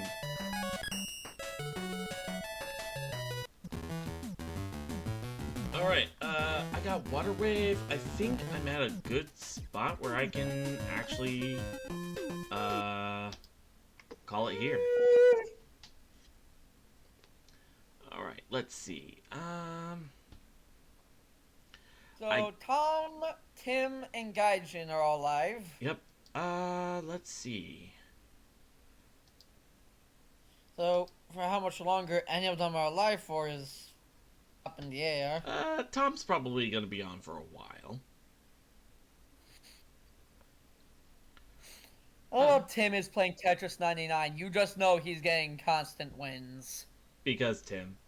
Tim is Yeah, somehow a freaking Tetris god. Yeah. I remember when he lost Puyo Puyo Tetris during Coliseum and everyone in this chat was just shocked that he actually lost. Yeah. Like, Alright. I think it was just that the Puyo stuff, he wasn't used to it. That might be it. Yeah, I was just gonna say, if he's really good at Puyo, or he's really good at Tetris, but has never played Puyo, then I can kind of see that. Let's see. I think for me it would be the opposite because I love Puyo, but I'm not good at Tetris. Okay, I just thought of a good raid message. What's the raid message? We are going to be raiding with Shuffleman's ass. Oh. And we are raiding Tom with that. We are raiding Tom. As soon as I heard you say we're raiding with Shuffleman's ass, I was like, okay, yeah, we're raiding Tom. We're not raiding Gaijin with that, and Tim, I feel like we would want to make a gas joke for our raid. Rather than the actual butt. The butt joke.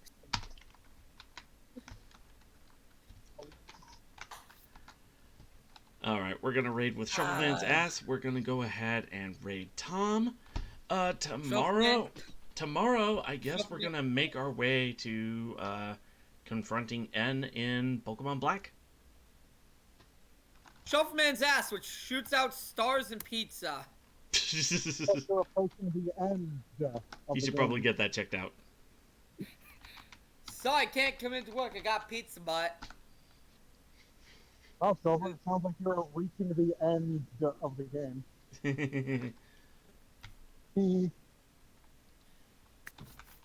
I'm going to smack you. Alright. I will talk to you guys later. Let's go ahead and raid. The joke was so bad it made Lance yawn twice. I follow you guys hopping along inside the box I'm locked in. Raiding. Alright, time to lock